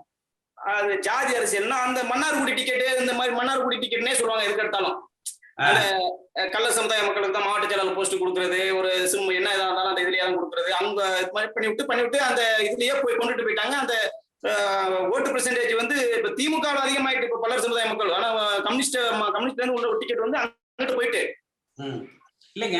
தாழ்த்தப்பட்ட சமுதாய மக்கள் எப்பவும் அதிமுகவுக்கு ஆதரவா இருக்கிறவங்க இருந்தவங்க இருந்தாங்க. இப்ப எடப்பாடி பழனிசாமி வந்து இப்ப சசிகலா குரூப் எல்லாம் தள்ளி தானே வச்சிருக்காரு. அப்ப அந்த தொகுதி எல்லாம் ஜெயிக்கணும் இல்ல நம்ம. அதுல வந்து இப்ப இடையில என்ன பண்ணிட்டாங்கன்னா இங்க வந்து வன்னியருக்கு ஓட்டு அந்த 10.5% அவங்களுக்கு மட்டும் தனியா அறிவிச்சுட்டாங்க. தேவேந்திர குலோல வேளாளர்னு எங்களை தனியா அறிவிக்க சொல்லி கேட்டாங்க, அதை அப்படியே கிடப்புல போட்டாங்க. இதெல்லாம் வந்து இப்ப முன்னாடி மாதிரி எல்லாம் கிடையாது. டிவியை போய் ஆன் பண்ணி பார்க்க, இப்ப அவனுக்கு மெசேஜ் வந்துருது, எல்லாம் ஈஸியா புடிச்சிக்கிட்டு போயிடுறாங்க. இந்த மாதிரி பண்றாங்கன்னு பேப்பர்ல போடுறதுனால ஈஸியா போய் ஓட்டு பெர்சன்டேஜே கம்மி ஆயிட்டு. ஏன் தேவேந்திர குல வேளாளருக்கு அந்த வேளாளர் டைட்டில் கொடுத்துட்டாங்கல்ல கேட்டத? அதை கொடுத்து அதை கேட்டதுக்கு எப்படின்னா பட்டியலினத்துல இருந்து வெளியேற்றணும்னு சொல்லி கொடுத்துட்டாங்க கேட்டது. அதை வந்து இப்படி வந்து அரசியல் பாகுபாடு வந்து பிஜேபியோட நின்று கேம் விளையாடுறாங்க அப்படின்னு அந்த ஒரு இது வந்துட்டு. ஏன்னா அங்க பெர்சன்டேஜ் வந்து ஓட்டு பெர்சன்டேஜ் வந்து ஒரு 160% வந்து அந்த தேவேந்திர குல வேளாளர் ஓட்டு தான். அந்த மாதிரி அரசியல் பண்றாங்க, இங்க வந்து வேற யாரையும் வளர விட மாட்டாங்க அப்படின்னு சொல்லி அந்த இஷ்யூ ஆகி போய் இப்ப ஏடிஎம்கேல உள்ள ஒரு கட்டமைப்பே மாறி போச்சு. முன்னாடி இருந்துச்சு ஒரு கட்டமைப்பு ஏடிஎம்கேல முத்துப்பேட்டை ஒன்றியத்துல, இப்ப அந்த கட்டமைப்பே மாத்திட்டாங்க ஐயா. அதனால இப்போ இனி வரும் காலங்கள் எல்லாம் ஏடிஎம்கே வந்து அலையன்ஸ் வச்சா கூட ஜெயிக்காத அளவுக்கு கொண்டுட்டு போயிட்டு இருக்காங்க ஒரு தொலைநோக்கு பார்வை. அதான் சொல்றல, ஒரு 50-50 தான் நன்னிலமே. 50-50 தான். எங்கிட்ட அங்கிட்ட ஒரு 500 ஓட்டு 1000 ஓட்டு இந்த மாதிரி தான் எங்கிட்ட லீடிங் எடுக்கும். அந்த அளவுக்கு இறங்கி வேலை செய்யறாங்க. சரி, அவர் சொன்ன ஒரு தொகுதி கஷ்டம்னு சொல்றீங்க நீங்க? ஆமாமாயா, 50-50. அந்த அளவுக்கு வந்து பசங்க அந்த அளவுக்கு அங்க அனுப்பியிருக்காப்ல. இங்க உள்ள மாவட்ட செயலர், இங்க பூண்டிகலம் முத்துப்பேட்டையில் உள்ள என்னோட கிளாஸ்மேட் பசங்க எல்லாம் போயிருக்காங்க நன்னில தொகுதிக்கு வேலை செய்ய. சார் இப்போ நான் தருமபுரி தான். அவர் சொன்னது அந்த கருத்துக்கு நான் உடன்படுறேன், கண்டிப்பா உடன்படுறேன். ஏன்னா உண்மை நேரத்துல வந்து பாத்தீங்கன்னா தருமபுரி டிஸ்ட்ரிக்ட் தான் எனக்கு. நானும் வந்து பாத்தீங்கன்னா பட்டியலினத்துல தான் இருக்கேன். நானும் இன்னைக்கு வந்து பாத்தீங்கன்னா தலித் ஓட்டு வந்து பாத்தீங்கன்னா இன்னைக்கு ஏடிஎம் கட்சிக்கார ஓட்டு எல்லாமே வந்து பாத்தீங்கன்னா தருமபுரியில வந்து அகேன்ஸ்டா வந்து பாத்தீங்கன்னா டிஎம்கே போய் விழுது. போன எலெக்ஷன்ல எம்பி எலெக்ஷன்ல பாடம் அவங்களுக்கு இருக்கு. அம்மா இதுக்குள்ள வந்து பாத்தீங்கன்னா மோகனு கே மோகனுக்கு வந்து மோகனுக்கு கொடுத்தாங்களா, அவர் 4 லட்சம் ஓட்டு வாங்கி தோத்தாரு. ஆனா இந்த முறை வந்து பாத்தீங்கன்னா இவரு அன்புமணி ராமதாஸ் 5 லட்சம் ஓட்டு வாங்கி ஜெயிச்சாரு. இன்னைக்கு வந்து பாத்தீங்கன்னா தோத்துட்டாரு அவரு. இன்னைக்கு ஒரு பட்டியல ஒரு தொகுதியில கூட பாத்தீங்கன்னா அன்புமணி ராமதாஸ் தருமபுரியில எந்த காலையிலயும் எங்கேயுமே போய் இது ஓட்டு கேட்டதே கிடையாது. இது வரைக்கும் உள்ள கூட வந்தது கிடையாது. என்னுடைய ஏன்னா அவர் வந்து நல்ல தலைவர் தான். அவர் வந்து எல்லா மக்களுக்கான தலைவரா இருந்தா எல்லாரும் ஏத்துவாங்க. அதாவது ஜாதிய தாக்கம் அதிமுக அதிகமா இருக்கு. ஜாதிகளுக்கு அப்பாற்பட்டு எம்ஜிஆர் காலத்துல இருந்த மாதிரி இன்னைக்கு அதிமுக இல்ல. அந்த ஜாதிய தாக்கம் என்பது வந்து குறைக்கப்படணும். அம்மாவுடைய போட்டோ வந்து சட்டமன்றத்துல வைக்க கூடாதுன்ட்டு இவங்க எல்லாம் வந்து பேசினவங்க அதை வந்து பார்த்துட்டு நாங்கெல்லாம் எவ்வளவு கொதிப்படைஞ்சிருப்போம். ஏன்னா அம்மாவுக்காக நான் வந்து பாத்தீங்கன்னா எங்க அப்பா வந்து அவரு ஏடிஎம்கே இருக்காரு. எங்க அம்மா ஏடிஎம்கே கவுன்சிலரு. ஐயா வணக்கம் ஐயா, என் பேர் விஷ்ணுங்கய்யா, மேட்டூர் தொகுதியில இருந்து. எங்க தொகுதியை பொறுத்த வரைக்கும் சொல்லவே தேவையில்லைங்கய்யா. எந்த திமுகலையும் யாரும் நிக்கலைங்க, திமுகலையும் நிக்கலைங்கய்யா. ரெண்டுமே வந்து கூட்டணி கட்சிகளுக்கு தான் கொடுத்துருக்காங்க. பாட்டாளி மக்கள் கட்சி ஒண்ணு, திராவிட தமிழக பல்முறை கட்சி. அந்த பக்கம் வந்து பெருமாள்னு சொல்லி ஏதோ ஒரு இது நிக்கிறாங்க இங்கயா டிஎம்கேல. இந்த பக்கம் சதாசிவம்னு சொல்லி பாட்டாளி மக்கள் கட்சியில நிக்கிறாங்க இங்கயா. இதுக்கு முன்னாடி இருந்தவர் செம்மலை அவரும் எதுவும் செஞ்சது இல்லைங்கயா எங்க தொகுதிக்கு. அதுக்கு முன்னாடி வந்து கோபால் இருந்தாரு, அவருக்கு முன்னாடி ஜி.கே. மணி இருந்தாங்க. யாருமே எதுவும் இது பண்ணது கிடையாது. இங்க வந்து என்னதுன்னா ஜாதி பார்த்துதான் சீட்டே கொடுத்துருக்காங்க. ஜாதி ஓட்டை பார்த்து தான் சீட்டே கொடுத்துருக்காங்க. பாட்டாளி மக்கள் கட்சி அது வந்துரும் அப்படிங்கிற ஒரு நம்பிக்கையில தான் கொடுத்துருக்காங்க. பட் சொல்ல போனா இங்க பாட்டாளி மக்கள் கட்சியில ஆதரவு அப்படிங்கறத விட எதிர்ப்பும் அதிகமா தாங்க இருக்கு பிஜேபி கூட சேர்ந்ததுல இருந்து. மேட்டூர் தொகுதியை பொறுத்த வரைக்கும் முதலமைச்சருக்கு பக்கத்து தொகுதி, சொந்த தொகுதி பக்கத்திலேயே இருக்கு அப்படிங்கறதுனால ஒரு இது வரலாம். பட் இருந்தாலும் சொல்ல முடியாதுங்க, 50-50 தான் மேட்டூர் தொகுதியை பொறுத்த வரைக்கும். செம்மலை கொடுக்கலன்னு யாருக்கு அங்க வருத்தம் இல்லையா? இல்லைங்கய்யா, செம்மலை எதுவுமே செய்யலையா. அவருக்கு வருத்தப்படுற அளவுக்கு யாரு இங்க இருக்கா? அவரு ஏதாச்சும் செஞ்சதா தானே மக்கள் அனுதாப ஓட்டுனாச்சும் கிடைச்சிருக்குமே, அனுதாப ஓட்டாச்சும் பட்டிருப்பாங்களே. சரி, இப்ப யார் அந்த தொகுதியில ஜெயிப்பாங்கன்னு நினைக்கிறீங்க மேட்டூர்ல? இல்லைங்க, ரெண்டுமே 50-50 தாங்கய்யா. திமுக சீனிவாச பெருமாள்னு சொல்லி ஒருத்தர் நிக்கிறாரு. இது தமிழக பல்முரிமை கட்சி சேர்ந்தவர். அவரும் கொஞ்சம் நல்லா பணபலம் படைச்சவர் தான். இங்க ஏடிஎம்கே சம்பந்தமா பாட்டாளி மக்கள் கட்சியில சதாசிவம்னு சொல்லி ஒருத்தர் மேட்டூர் மினரல்ஸோட ஓனர், காவிரி மினரல்ஸ் ஓனர், அவரு நிக்கிறாரு. ரெண்டுமே பணம் படைச்சவங்க தான். யார் இறக்கிறாங்களோ அது ஒண்ணு பெரிய இதா இருக்காது. 50-50 தான், சொல்ல முடியாதுங்க. யாரு வேணா வரலாம் மேட்டூரை பொறுத்த வரைக்கும். சேலம் மாவட்டத்துல பொதுவா எத்தனை தொகுதி இருக்கு, அது எதெல்லாம் ஜெயிக்கும்னு நினைக்கிறீங்க? இல்லைங்க, சேலத்தை பொறுத்த வரைக்குமே இது ஒரு கட்டத்துல திமுக கிரஞ்சிங்க. அதுக்கப்புறம் படிப்படியா அதிமுக இது வந்துச்சு. இப்ப சொல்ல போனோம் அப்படின்னா சேலத்துல முக்காவாசி இப்ப திமுக இதான் இருக்கு. ஏன் அப்படின்னா இந்த சிஐஏ வந்ததுக்கு அப்புறம் பிஜேபி கூட கூட்டணி வச்சதுக்கு அப்புறமும் அதிமுக வரும் அப்படின்னு நம்பிக்கை யாருக்குமே இல்ல. மக்களும் ஏமாறதுக்கு தயாரா இல்ல இதுக்கப்புறமும். அப்ப சேலம் மாவட்டத்துல இருக்கிற தொகுதிகள்ல பெரும்பான்மையா திமுக தான் ஜெயிக்கும்னு சொல்றீங்க? ஆமாங்கய்யா, பெரும்பான்மை திமுக தான். சொல்ல போனா எடப்பாடி தொகுதியிலுமே இதுவரைக்கும் முதல்வரா இருக்கிற எடப்பாடி பழனிசாமி அவர்களே அதிக வாக்கு வித்தியாசத்துல ஜெயிச்சிருக்கலாம். இப்ப வந்து என்ன சொல்லணும் அப்படின்னா, இப்ப என்ன சொல்ல, இப்பயுமே வாக்கு எண்ணிக்கை குறையுங்கய்யா. வெற்றி பெற்றாலுமே அந்த வாக்கு எண்ணிக்கை சரியும். அந்த சேலம் மாவட்டத்துல வந்து கொஞ்சம் கடுமையா இருக்குன்னு சொல்றீங்க? இருக்குங்கய்யா. ஏன்னா இங்க வன்னியர் சமுதாய ஓட்டுகள் அதிகங்க. ஆனா முதல்வர் வந்து வன்னியர் சமுதாயத்துக்கு போக்கஸ் பண்ணி மட்டுமே பண்றதுனால சிறுபான்மையோட மக்களும் இருக்காங்க. அவங்க ஓட்டு பிரியுதுங்களேங்கய்யா. ஏன்னா இப்ப பாரதிய ஜனதா கட்சி கூட்டணி அப்படிங்கறதுனால வந்து சிறுபான்மையினர் வாக்குகளை அதிமுக கண்டிப்பா. ஜாதி அரசியல் பண்றதுனால வந்து கொஞ்சம் மக்கள்கிட்ட அதிருப்தி இருக்கு. ஆமாங்க, ஜாதி அரசியல் வெளிப்படையா பண்றாங்க. இந்த பாட்டாளி மக்கள் கட்சிக்கு வந்து 10.5% கொடுத்தது இல்லையா? அது நமக்கு வந்து சாதகமா இருக்கா பாதகமா இருக்கா? ஐயா, அது வந்து பாட்டாளி மக்கள் கட்சிக்காரங்களுக்கு மட்டும்தான் சாதகமே தவிர சிறுபான்மையின மக்களுக்கோ இல்ல நம்மளுக்கோ எந்த சாதகமும் கிடையாதுங்கய்யா. சொல்ல போனோம் அப்படின்னா பாட்டாளி மக்கள் கட்சிக்காரங்களுக்கு சாதகமா இருக்கலாம். ஏன்னா அவங்க ஜாதிக்காரங்க அப்படிங்கறதுனால அவங்களுக்கு சாதகமா இருக்கலாம். லாஸ்டா உங்கள்கிட்ட நான் ஒரு கொஸ்டின் கேட்டேன். எலெக்ஷன் வரணும், கேண்டிடேட்லாம் அறிவிக்கட்டும் பார்க்கலாம் அப்படின்னீங்க. ஞாபகம் இருக்குங்களா? சொல்லுங்க. அதான் ஒன்றிணைந்து அதிமுகன்னு சொல்றீங்க. எலெக்ஷனுக்கு நாங்க யாருக்கு ஓட்டு போடலாம்னு முடிவு பண்ணிருக்கீங்க, எப்ப சொல்ல போறீங்கன்னு கேட்டேன். எது உங்க தொகுதி? எது? திருவண்ணாமலை தெற்கு சார். யார் நிக்கிறாங்க அங்க? DMK PMK. டிஎம்கே பிஎம்கே இல்ல, திமுக நிக்குது. பாமக நிக்குதா? ஆமா சார், ஆமா சார். எப்படி நிலவரம் எப்படி இருக்கு களத்துல? அது பிரச்சனை இல்லை சார். அங்க டிஎம்கே தான் வின் பண்ணும். ஏடிஎம்கேவே நின்னாலும் அங்க அது வந்து அது மாதிரி தான். போன முறையும் ஏடிஎம்கே தோத்தாச்சு தான். அங்க அந்த மாவட்டத்துல எத்தனை தொகுதி இருக்கு? அந்த மாவட்டத்துல அக்ரி கிருஷ்ணமூர்த்தி இருக்காரு. அப்புறம் பேசுனாங்களே, அதான் அவரு ஒரு தொகுதி தான் ஜெயிக்கலாம் அப்படின்னு சொன்னாரு. அவர் சொன்னது சரியா? அதுதான். அது கூட அவரு இல்ல சார், வேற இன்னொருத்தர் கரண்ட் எம்எல்ஏ ஒருத்தர் இருக்காருல்ல. பன்னீர் ஒரு டாக்டர் பேசும்பொழுது ஆமா சார் ஜெயிக்கிறதுக்கு வாய்ப்பு இருக்கு அப்படின்னு சொல்லி சொன்னாரு. அந்த அவர் சொன்ன ஒரு தொகுதி டஃப் தான் சார். அது செங்கம் ஜெயிக்கலாம் அப்படின்னாரு. கண்டிப்பா இல்ல சார், செங்கம் கண்டிப்பா கிரி தான் ஜெயிப்பாரு. அவர் சொன்ன தொகுதி வேற. கலசப்பாக்கம் ஒன்னா ஜெயிக்கலாம். இல்ல, கலசப்பாக்கம் ஒரு 50-50 இல்ல, கலசப்பாக்கம் வாய்ப்பு இருக்கு. கிரி வந்து ஜெயிப்பார் சார் கன்ஃபார்ம். Current MLA. அது இல்லாம அங்க செல்வாக்குள்ள வராங்க. ஆமா சார், ஆமா. பாரதிய ஜனதா கட்சியோட கூட்டணி என்பது வந்து சிறுபான்மையினர் வாக்கு வங்கியை நம்ம கிட்ட இருந்து பிடிங்கிருச்சு. பாட்டாளி மக்கள் கட்சியோட கூட்டணி அப்படிங்கறது வந்து தாழ்த்தப்பட்ட நம்ம கிட்ட இருந்து பிடிங்கிருச்சு. அடுத்து பாட்டாளி மக்கள் கட்சிக்கு அந்த உள்ஒதுக்கீடு மற்ற சமுதாய மக்கள் நம்ம மீது ஒரு சங்கடத்துல வந்து இருக்காங்க. ஐயா, உள்ளொதுக்கீடு கொடுக்கறது தப்பு இல்லைங்க. ஆனா வந்து எல்லாரும் கலந்து ஆலோசித்து எல்லா சமூகத்தையும் கூப்பிட்டு பேசி அப்புறம் கொடுத்திருந்தா அது வந்து ஒரு நல்ல இதா இருந்திருக்குங்கய்யா. அது வந்து கொஞ்சம் அதனால ஒரு தப்பு பண்ணிட்டாங்க சார். சேலம் மாவட்டம் தான், சேலம் மேற்கு சார். என் சொந்த ஊர் வந்து எடப்பாடிக்கு பக்கத்துல தான், சிஎம் வீட்டுக்கு பக்கத்துல. இங்க வந்து அதிமுகவுக்கு கொஞ்சம் டஃபா தான் சார் இருக்கு கலநிலவரம். என்னன்னா வந்து இப்போ அறிமுகம் இல்லாத இப்போ வந்து சேலம் மேற்கு வந்து வெங்கடாஜலம் இருந்தாரு சார். இப்ப வந்து பாட்டாளி மக்கள் கட்சி கொடுத்துருக்கு. அது கொஞ்சம் அவர் அருள் வந்து மேக்சிமம் வந்து அந்த கம்யூனிட்டிக்கு மட்டும்தான் கொஞ்சம் ஃபேமஸா தெரிவாரு. நம்ம ஏடிஎம்கே இருக்கிற கேண்டிடேட்ஸ்க்கு வந்து மேக்சிமம் இப்போ எனக்கெல்லாம் அவர் யாருன்னு தெரியாது. அதனால வந்து கொஞ்சம் சேலம் மேற்கு வந்து அதிமுக ஓட்டு கலைகிறதுக்கு கொஞ்சம் வாய்ப்புகள் அதிகம்.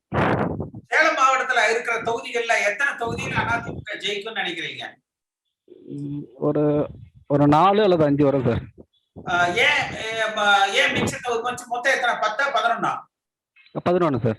அப்ப 11 தொகுதியில முதலமைச்சர் எடப்பாடி பழனிசாமி இருக்கிற மாவட்டத்திலேயே 4 தான் வரும்னு நமக்கு 7 போச்சு. அடுத்து இந்த 4மே உறுதியா ஜெயிச்சிரும் நினைக்கிறீங்களா? அங்க சில 50-50 இருக்கிறது ஏதாவது இருக்கா? இதுல கன்ஃபார்ம் 4 to 5 கன்ஃபார்ம் சார். இதுல வந்து ஓமலூர் வந்து நம்மளுக்கு வந்து அந்த அப்ப புதுசா அறிமுகப்படுத்திருக்கீங்க. அவரும் கொஞ்சம் பொதுமக்களுக்கு இடையே பரிச்சயம் இல்லாத முகமா இருக்கு. வெற்றிவேல் எம்எல்ஏ இருந்தாரு, இப்போ பல்பாக்கி கிருஷ்ணர் இருந்தாரு. அவங்களாம் நல்லா ஃபேமஸா இருந்தாங்க, நிறைய செஞ்சிருக்காங்க. பட் அவர் வந்து புதுசா இருக்கிறதுனால கொஞ்சம் அறிமுகம் கம்மியா இருக்கு. எந்த 4 தொகுதி உறுதியா ஜெயிக்கும்னு சொல்றீங்க சேலத்துல? பர்டிகுலரா சொல்ல முடியல. சிஎம் ஜெயிச்சிருவாரு. எடப்பாடி ஜெயிச்சிருவாரா? வாய்ப்பு இருக்குங்க. வாய்ப்பு இருக்கா? உறுதியா ஜெயிச்சிருவாரா? கன்ஃபார்மா ஜெயிச்சிருவாருங்க. ஏன்னா ரூரல்ல வந்து அவருக்கு நிறைய வாய்ப்பு இருக்கு. சரி, அப்புறம் வேற எந்த தொகுதி? அப்புறம் வந்து எனக்கு சரியா தெரியலங்க. வாமலூர் வந்து வாய்ப்பு இருக்கு. வாமலூர் இல்ல, சேலம் மேற்கு வாய்ப்பு இருக்கு. கணிப்புங்கிறது 11 தொகுதிக்கு 4 தொகுதி ஜெயிக்கலாங்கிறீங்க. 4 to 5. திருவண்ணாமலை தெற்கு செங்கந்தொகை என்னுடைய தொகுதி. இங்க ஏடிஎம்கேவுக்கும் டிஎம்கேக்கும் சம வாய்ப்பு இருக்குது. ஏடிஎம்கேவும் ஜெயிக்கின்ற ஒரு கருத்து கணிப்பு இருக்குது. இப்போ ஒட்டுமொத்த தமிழகத்துல பார்க்கல ஏடிஎம்கேவுக்கும் டிஎம்கேவும் ஒரு 10-20 சீட்டு தான் ஒரு முன்ன பின்ன இருக்குது. அது யாருக்கு எப்படி ரீச் ஆகுன்றது ஒரு கருத்து கணிப்புல போயின்னு இருக்குது. நம்ம கட்சியில வந்து பிஜேபி கூட அலைன்ஸ் வச்சதால சிறுபான்மையர் ஓட்டு களையும் அப்படின்ற ஒரு கருத்தும், பிஜேபி சேர்ந்ததாலதான் அதிமுகவும் தோக்க போகுதுன்றது திமுகவோட வலிமையான பிரச்சாரமா இருக்குது. அதான் அவங்க வந்து முன்னெடுக்கிறது. அதிமுக மேல அவங்க வைக்கிற குறி, அதாவது செயல்பாடுகளை எந்த குறையும் சொல்றதுக்கு அவங்களுக்கு வாய்ப்பு கிடைக்காதால பிஜேபியை முன்ன நிறுத்தி அதிமுகவோட வெற்றிய அவங்க வந்து குறைக்க பாக்குறாங்க. அதான் உண்மை. என்னை பொறுத்த வரைக்கும் காங்கிரஸ் பிஜேபி அப்படின்னு 2 கட்சியை எடை போட்டா காங்கிரஸை விட பிஜேபி தமிழ்நாட்டுக்கு தேவையானதான் என்னுடைய கருத்து.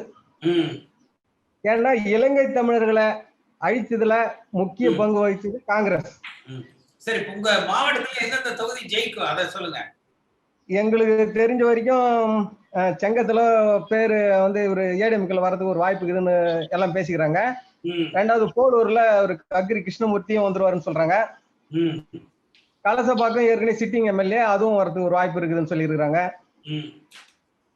எப்பயுமே வந்து எங்க மாவட்டத்துல வந்து அவரு திமுகவுல ஏவா வேலு அவர் தான் வந்து ஆதிக்கம் செலுத்தின்னு வர்றாரு. அது எந்த சந்தேகமும் இல்லை. அவருக்கு நிகரா இங்க வந்து ஏடிஎம்கேல ஒரு நிகரான ஆட்கள் இல்லைன்றதுதான் என்னுடைய கருத்து. வேலவே இங்க இருந்து தானே திமுக அனுப்பிச்சு வச்சாங்க. வேலு இருந்தவர் தானே. எம்ஜிஆர் காலத்துல அவர் வந்து என் கூட எம்எல்ஏ வந்தாரு வேலு. இருக்குங்க. அவருடைய ஆதிக்கம் தான் அங்க இருக்குது. அதுல எந்த சந்தேகமும் இல்லைங்க. அவருக்கு நிகரா வலிமையான அதிமுக லீடர் இங்க இல்லைன்றதான் என்னுடைய கருத்து. இருந்தாலும் அக்ரி கிருஷ்ணமூர்த்தி அவங்க தான் கொஞ்சம் ஒரு போராட்டம் நடத்தி ஏடிஎம்கே கொண்டு வந்துருக்கிறாரு. அதாவது இப்ப உங்களை மாதிரி இருக்கிறவங்க எல்லாம் ஏடிஎம்கே கை விடுற மாதிரி இருந்தாக்க ஏடிஎம்கே எப்படி வரும்ன்றது என்னுடைய கருத்து. நம்ம வேண்டாங்கிறாங்க. நம்ம இல்ல நான் அதிமுக நம்மள விரட்டிக்கிட்டு இருக்கிறோம்.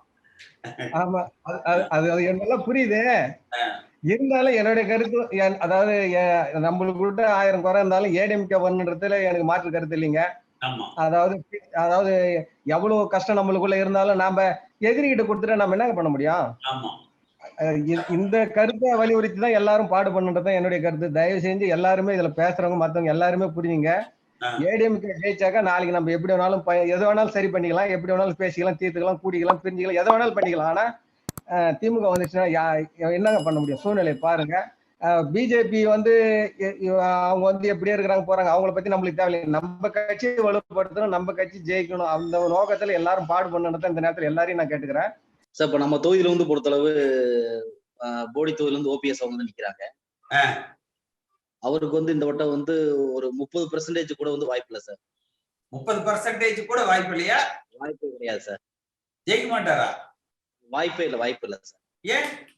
இன்னைக்கெல்லாம் வந்து பார்க்கும்போது தங்க தமிழ்ச்சனவங்க வந்து அவங்களுடைய கேன்வாசிங்கே வித்தியாசமா போயிட்டு இருக்கு. 2வது என்ன அப்படி பார்க்கும்போது சமூக ரீதியா வந்து பார்க்கும்பொழுது தங்க தமிழ்ச்சனவங்களுக்கு வந்து வெற்றி வாய்ப்புங்கிறது பிரகாசமா இருக்கு சார் போடி தொகுதியில. அது இன்னொன்று போது தேனி மாவட்டத்துல வந்து மிகப்பெரிய அளவுக்கு ஏடிஎம்கேங்கிறது ஒரு சீட்டு கூட வரதுக்கு வாய்ப்பு இல்லை சார். என்னங்க தேனி தாங்க கோட்டை. அதிமுகவுடைய தலைவர் அவரு, ஒருங்கிணைப்பாளர் அவரு, மாவட்டத்துல அவரே ஜெயிக்க மாட்டாருன்னு சொல்றீங்க சார். இது இப்ப என்ன ஆயிடுச்சு அப்படி பார்க்கும்போது சமூக ரீதியா வந்து 2 பேரும் முக்குளத்தோர் தானே. தங்க தமிழ் செல்வனும் முக்குளத்தோர், ஓபிஎஸ் முக்குளத்தோர் தானே. அதுதான் போடியில வந்து பார்க்கும்பொழுது இப்ப அதுவே 2 டீமா மரவரா கல்லறானா இந்த மாதிரி வந்து மாறிடுச்சு சார். இதுல வந்து பார்க்கும்பொழுது இப்ப உங்கள மாதிரி மரியாதை சொன்ன மாதிரி அந்த கட்சியில முக்கியத்துவம் வந்து கொடுக்காம வந்து நிறைய பேர் விலகி நிக்கிறாங்க. அப்ப அவங்களே வந்து பார்க்கும் பொழுது மிகப்பெரிய அளவுக்கு வந்து ஃபீல் பண்ணிட்டு இருக்காங்க. நீங்க பழசு தங்கத்தமிழ் செல்வன் திமுகவுக்கு போறேன் அப்படிங்கிற காலத்துல புதிய தலைமுறையில நான் பேசியிருப்பேன், எடுத்து பாருங்க. அதாவது தங்கத்தமிழ் செல்வன் அதிமுக வந்து சேர்றேன் அப்படின்னு சொல்லி கேட்டாரு, அவரும் செந்தில் பாலாஜியும்.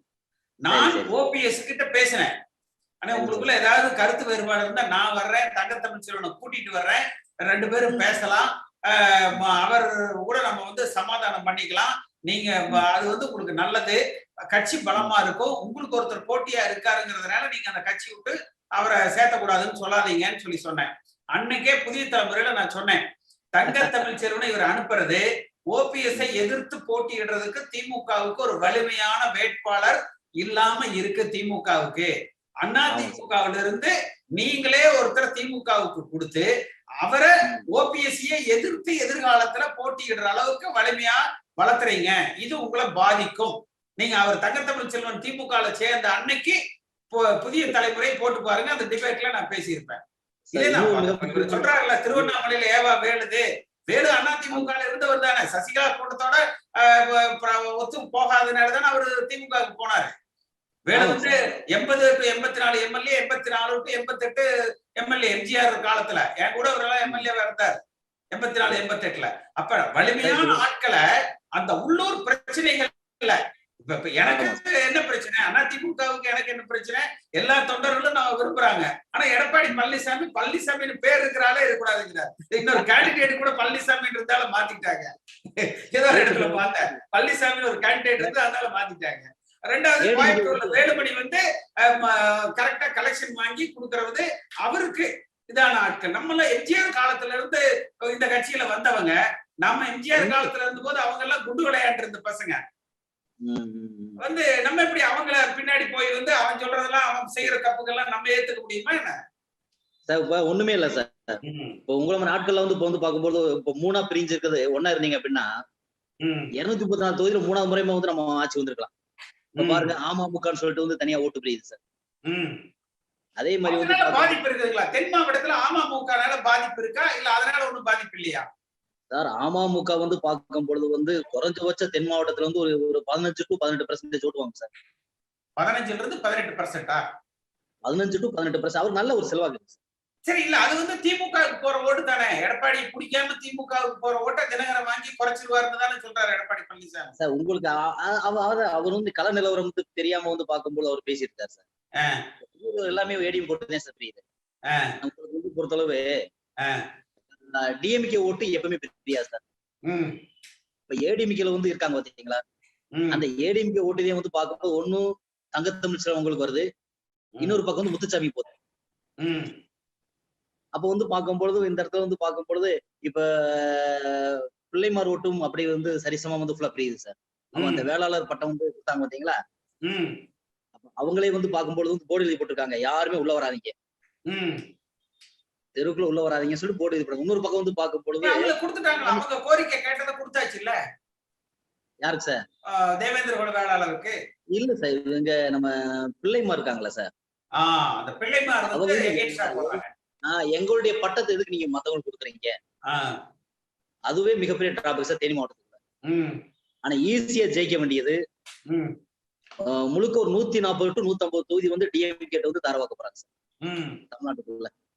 ஆனா இதுல வந்து பார்க்கும்போது இப்ப நமக்குள்ளேயே ஒரு மிஸ் அண்டர்ஸ்டாண்டிங். இப்ப நாங்களே இப்ப என்ன செய்ய போறோம் அப்படி பார்க்கும்போது இப்ப யாருக்கு ஓட்டு போறதுன்னு நாங்களே முடிச்சுட்டு இருக்கோம். இது வரைக்கும் நாங்க ஏடிஎம்கே வந்து ஓட்டு போட்டவங்க, ஏடிஎம்கே வந்து ஓட்டு போட்டவங்க இன்னைக்கு பிஜேபிங்கிற ஒரு கட்சி வந்து உள்ள நுழைஞ்சு 2வது வந்து பார்க்கும்போது இவங்க சுயமா முடிவெடுக்க மாட்டாங்களா சார்? இப்ப நீங்க ஒரே சுயமா முடிவு எடுக்கலன்னா பரவாயில்ல, சுயமா முடிவு எடுத்து சொல்றாங்க யாரும் சுத்தி இருக்க கூடாது அப்படின்னு நினைக்கிறாங்க. வரைக்கும் எப்படின்னா நான் அவர்கிட்ட ரொம்ப ஃப்ரீயா பேசுவேன், பட்டுன்னு அடிச்சிருவேன் மூஞ்சிக்கு நேரம், அண்ணன் தப்புனா இதெல்லாம் நான் ஒத்துக்க மாட்டேன் அப்படிங்கறத கிளியரா நான் சொல்லிடுவேன் அவர்கிட்ட. அவர் என்ன நினைக்கிறாருன்னா, வந்தீங்களா ஏதாவது கான்ட்ராக்ட் வேணுமா, காரி ஆகணுமா அது பேசுங்களா, ஏதாவது பணம் வேணுமா பேசுங்க, அதோட போயிட்டே இருக்கணும், அவ்வளவுதான். அதை தாண்டி இந்த கட்சி எம்ஜிஆர் காலம், கொடி பிடிக்கிற தொண்டன், பொதுச் செயலாளர் வேணும், பிஜேபி கூட்டணி வேண்டாம், கொள்கை இது மாதிரி எல்லாம் பேசக்கூடாதுங்க அப்படிம்பாரு. அவர் தர்மயுத்தம் நடத்தும் போது நீங்களும் அவங்க வந்து பின்னாடி நீங்க தான் பலமா இருந்தீங்க. நான் சசிகலா தேர்ந்தெடுக்கப்பட்ட முறை தவறுன்னு சொல்லி ஜனவரி மாசம் போட்டேன். அவர் பிப்ரவரி மாசம் வெளியே வந்தாரு. சரி நம்ம கோரிக்கையை ஏத்துட்டு ஒரு நல்ல பலம் கிடைச்சிருக்குது அப்படின்னு சொல்லி அவர் தோல் மேல ஏறி நின்று நம்ம அடிச்சோம், அவ்வளவுதான். சரி சார், ஓகே சார். இப்ப நம்மளுடைய பங்களிப்பு என்ன சார்? இல்ல நிச்சயமாக தேர்தல் முடிந்ததற்கு பிறகு பார்த்தீங்கன்னா இந்த 3 விஷயத்த நான் சொல்லிட்டேன். ஒன்றுபட்ட அண்ணா திராவிட முன்னேற்ற கழகம், எல்லாரையும் சேர்த்து எம்ஜிஆர் காலத்துல இருந்தவங்க, அம்மா காலத்துல இருந்தவங்க, இன்னும் முடிஞ்ச இங்க இருந்து திமுகவுக்கு வெளியில போனவங்க கூட திருப்பி வலிமையான ஒன்றுபட்ட அண்ணா திராவிட முன்னேற்ற கழகம் உருவாக்கப்படணும்.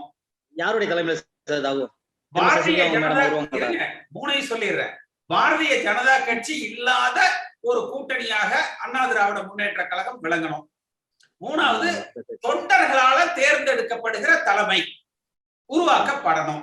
அந்த பொதுச் செயலாளர் வர்ற பொழுது சசிகலா போட்டி போட்டாலும் சரி, எடப்பாடி பழனிசாமி போட்டி போட்டாலும் சரி, ஓபிஎஸ் போட்டி போட்டாலும் சரி, நான் கேசி பழனிசாமி நிச்சயமா நான் போட்டியிடுவேன். இது ரொம்ப, அதாவது என்ன கட்சியில சேர்த்துறேன்னு சொல்லி ஓபிஎஸ் ஒரு தடவை என்கிட்ட பேசினாரு. சரிண்ணே சேர்த்துருக்கேன் அப்படின்னா. ஜூனியர் விடல ஒரு பேட்டி கேட்டாங்க. இல்லைங்க இந்த கொள்கையை நீங்க என்ன பார்ப்பேன், கட்டாயம் நான் இதை தொடர்ந்து வலியுறுத்துவனுங்க. தேர்தல் பொதுச் செயலாளர் தேர்தல் வச்சா நிப்பீங்களான்னா ஆமா நிப்பேன் அப்படின்னு. உடனே அடுத்த நாள் காலையில என்னங்க நீங்க பொதுச் செயலாளர் தேர்தல் வச்சா நிப்பேன்னு சொல்றீங்க? ஆமா நான் அதிமுக தானே இருக்கேன், நான் நிக்கல, நான் எம்ஜிஆர் காலத்தாலும் உங்களை விட சீனியர்னா அப்ப அப்படின்னா நான் சேர்த்த மாட்டேன் அப்படிங்கிறாரு. இது என்ன, இந்த மாதிரியான மனநோயாளிகளை நம்ம என்ன சொல்ல முடியும், என்ன செய்ய முடியும்? தொண்டர்களால தேர்ந்தெடுக்கப்படுகிற தலைமை ஒரு வலிமையான, அப்புறம் ஜாதிய பாகுபாடுகளுக்கு இப்ப எம்ஜிஆர் காலத்துல யாராவது இந்த ஜாதி பாகுபாடு இருந்ததா? இன்னைக்கு இவ்வளவு பேர் பேசுனதுல பாருங்க, பட்டியலின மக்கள் நம்மை விட்டு விலகி செல்கிறார்கள். அண்ணா திராவிட முன்னேற்ற கழகத்திற்கு பலமா, அதாவது அவங்க எல்லாம் எம்ஜிஆரே ஒரு மதுரை வீரனா தான் பார்ப்பாங்க. மதுரை வீரன் எங்களுக்கு குலதெய்வம் அப்படின்னு சொல்லித்தான் பட்டியலின மக்கள் வச்சிருப்பாங்க. கிராமத்துக்குள்ள அந்த ஒரு பெரும்பான்மை சமுதாயம் இருக்கிற இடத்துல நமக்கு ஒரு 60-40, நமக்கு ஒரு 60, திமுகவுக்கு ஒரு 40னா, பட்டியலின மக்கள் இருக்கிற இடத்துல 90-10 தான் இருக்கும். நமக்கு 90 வரும். இன்றைக்கு அப்படி இருக்கிற அந்த சமுதாய மக்கள் இந்த ஜாதிய அரசியல், பாட்டாளி மக்கள் கட்சிக்கு இந்த 10.5 இதுல நமக்கு பாதிப்பு. அடுத்து தேவேந்திர குல வேளாளர், இதுல மற்றவர்கள் முதலியார், பிள்ளைமார், இந்த மாதிரி இருக்கிறவங்களுக்கு பாதிப்பு. பாரதிய ஜனதா கட்சியினால பார்த்தீங்கன்னா சிறுபான்மை வாக்குகள் பாதிப்பு. அது இல்லாம இவங்க இந்த கட்சியில இவங்கதான் இருக்கணும், இவங்க எல்லாம் இருக்கக்கூடாது என்கிற அந்த பாதிப்புகள். அப்ப இது எல்லாத்தையும் கலைந்து எடுத்து விட்டு ஒரு வலிமையான அண்ணா திராவிட முன்னேற்ற கழகத்தை நம்ம உருவாக்கணும். எடப்பாடி பழனிசாமியும் ஓ பன்னீர்செல்வமும் மீண்டும் ஆட்சிக்கு வந்தால் மட்டும்தான் இந்த கட்சிக்கு அவர்கள் இந்த ஒருங்கிணைப்பாளர், இணை, துணை இதெல்லாம் ஓடும். ஆட்சிக்கு வரலன்னா கதவை சாத்திட்டு அவன் கும்முன்னு கும்முவான். கூட இருக்கிறவனே ஏற்றுக்கொள்ள மாட்டார்கள். அப்ப அந்த ஒருவேளை இவர்கள் வெற்றி பெற்று விட்டால் நிச்சயமாக பாராட்டுதலுக்கும் போற்றுதலுக்கும் உரியவர்கள். அதுல நமக்கு எந்த விதமான வெற்றி பெற்றார்கள், இவங்க ஜெயிச்சா இல்ல, மீண்டும் 3வது முறையாக அண்ணா திராவிட முன்னேற்ற கழகம் ஆட்சி பொறுப்புக்கு வந்தா இல்ல ஒரு 60-70 தொகுதிகளுக்கு மேல வென்று விட்டார்கள் என்றாலும் கூட பாராட்டுக்குரியவர்கள். ஆனா ஒரு 30-40 தொகுதிக்கு கீழே போச்சுன்னா நிச்சயமாக அண்ணா திராவிட முன்னேற்ற கழகத்துல ஒரு தலைமை மாற்றம் என்பது வரும். அந்த மாற்றத்தை நம்ம கொண்டு வருவோம். ஒன்றுபட்ட அண்ணா திராவிட முன்னேற்ற கழகத்தை நம்ம உருவாக்குவோம். நம்ம இந்த தேர்தல் காலத்துல இப்போ கூட அதிமுகவுக்காக நாளைக்கே போய் தமிழ்நாடு முழுக்க நீங்க பிரச்சாரம் பண்ணணுங்க வாங்கன்னா வர்றதுக்கு நான் தயார். நான் போன மீட்டிங்லயே கூட சொன்னேன், எந்த வேட்பாளராவது வாங்க எங்களுக்கு நீங்க பிரச்சாரம் பண்ணுங்கன்னா நம்ம போலாம். நம்ம இந்த கள நிலவரங்கள் அப்படிங்கிறது இது நேரா முதலமைச்சர் பாப்பாரு, உளவுத்துறை இருக்கு, இது பிரைம் மினிஸ்டர் வரைக்கும் போகும், மத்திய உளவுத்துறை, மாநில உளவு, அப்படி இந்த கள நிலவரங்கள் தெரியணும். இப்ப நமக்கே பல பேருக்கு பாத்தீங்கன்னா நம்ம ஊர்ல இப்படி இருக்க அப்படின்னு ஒரு சங்கடமா நினைப்போம். பலரும் உட்கார்ந்து இது மாதிரி பேசுகிற பொழுதுதான் நமக்கு அந்த உண்மையான நிலவரம் தெரியும். அப்ப இல்ல இந்த கட்சிக்கு ஒரு எதிர்காலம் இருக்கு, அப்படி இந்த கட்சியை விட்டுற மாட்டாங்க, எல்லோரும் இருக்கிறாங்க அப்படிங்கிற அந்த வலிமை நமக்குள்ள வருது இல்லையா? நீங்க பேசுற எல்லா இதுவுமே நாங்க கேட்டுக்கிட்டு இருக்கோம். ஒவ்வொரு இதுவுமே நீங்க சொல்ற மாதிரி இங்க இருக்கிற 4 தொகுதியிலுமே ஏடிஎம்கே வர்றதுக்கு எந்த விதமான சான்ஸுமே இல்லை. இப்ப எங்க தொகுதி பாரதிய ஜனதா கொடுத்ததால இந்த தொகுதி ஏடிஎம்கே கிடைக்க போறது இல்லை. சிவகங்கை மாவட்டத்துக்கு, சிவகங்கை தொகுதிக்கு இங்க இருந்த திரு செந்தில்நாதனை மாத்தி போட்டுக்க, அங்கும் அவருக்கு கிடைக்க போறது மிகவும் கஷ்டம். இந்த 4 தொகுதியுமே ஏடிஎம்கே இத கிடைக்க போறதில்லை. நீங்க சொல்ற மாதிரி இந்த இந்த இது எலெக்ஷன்ல நம்ம இந்த ஏடிஎம்கே வந்து மிகவும் படு தோல்வியை தான் சந்திக்க போகிறது. மீண்டும் நீங்க உங்களை மாதிரி இது தலைவர்கள் எல்லாம் சேர்ந்து இதை மறுபடியும் உருவாக்கி மீண்டும் தான் கொண்டாட வேண்டியது. அதுதான் எங்களுடைய கருத்தா இருக்கிறது. சிவகங்கையில நான் தான் ராஜகண்ணபுரம் பிடிச்சு அவர் திமுக போயிட்டு மறுபடியும் அங்கிருந்து விலகி ஒதுக்கி இருந்தாரு. நான் தான் ராஜகண்ணபுரம் பிடிச்சு கூட்டிட்டு வந்து ஓபிஎஸ் கட்சிகளை சேர்த்து அவரை கொஞ்சம் நல்லா ஆக்டிவா கொண்டு வந்தேன். என்ன இவங்க கட்சி விலக்கின உடனே அவருக்கு அதுல வருத்தம், அவரும் சங்கடத்துல போயிட்டாரு. அவர் திருப்பி திமுக போய் இப்ப அங்க போட்டிடுறாரு. திமுக போய் ராம்நாத் தொகுதியில போய் போட்டிடுறாரு. ஆமா, முதுகுளத்தூர்லயே எங்கேயோ நிக்கிறாருன்னு நினைக்கிறேன். ஆமா, முதுகுளத்தூர் தான். அதான் அப்ப நம்ம கிட்ட இருந்தவர், அதாவது ஒரு கட்சியில இருக்கிற எல்லோரையும் அந்த அரவணைத்து செல்லுகிற பண்பு இல்லாததுனாலதான் வந்து நம்ம வந்து இழப்புகளை வந்து சந்திக்கிறோம்.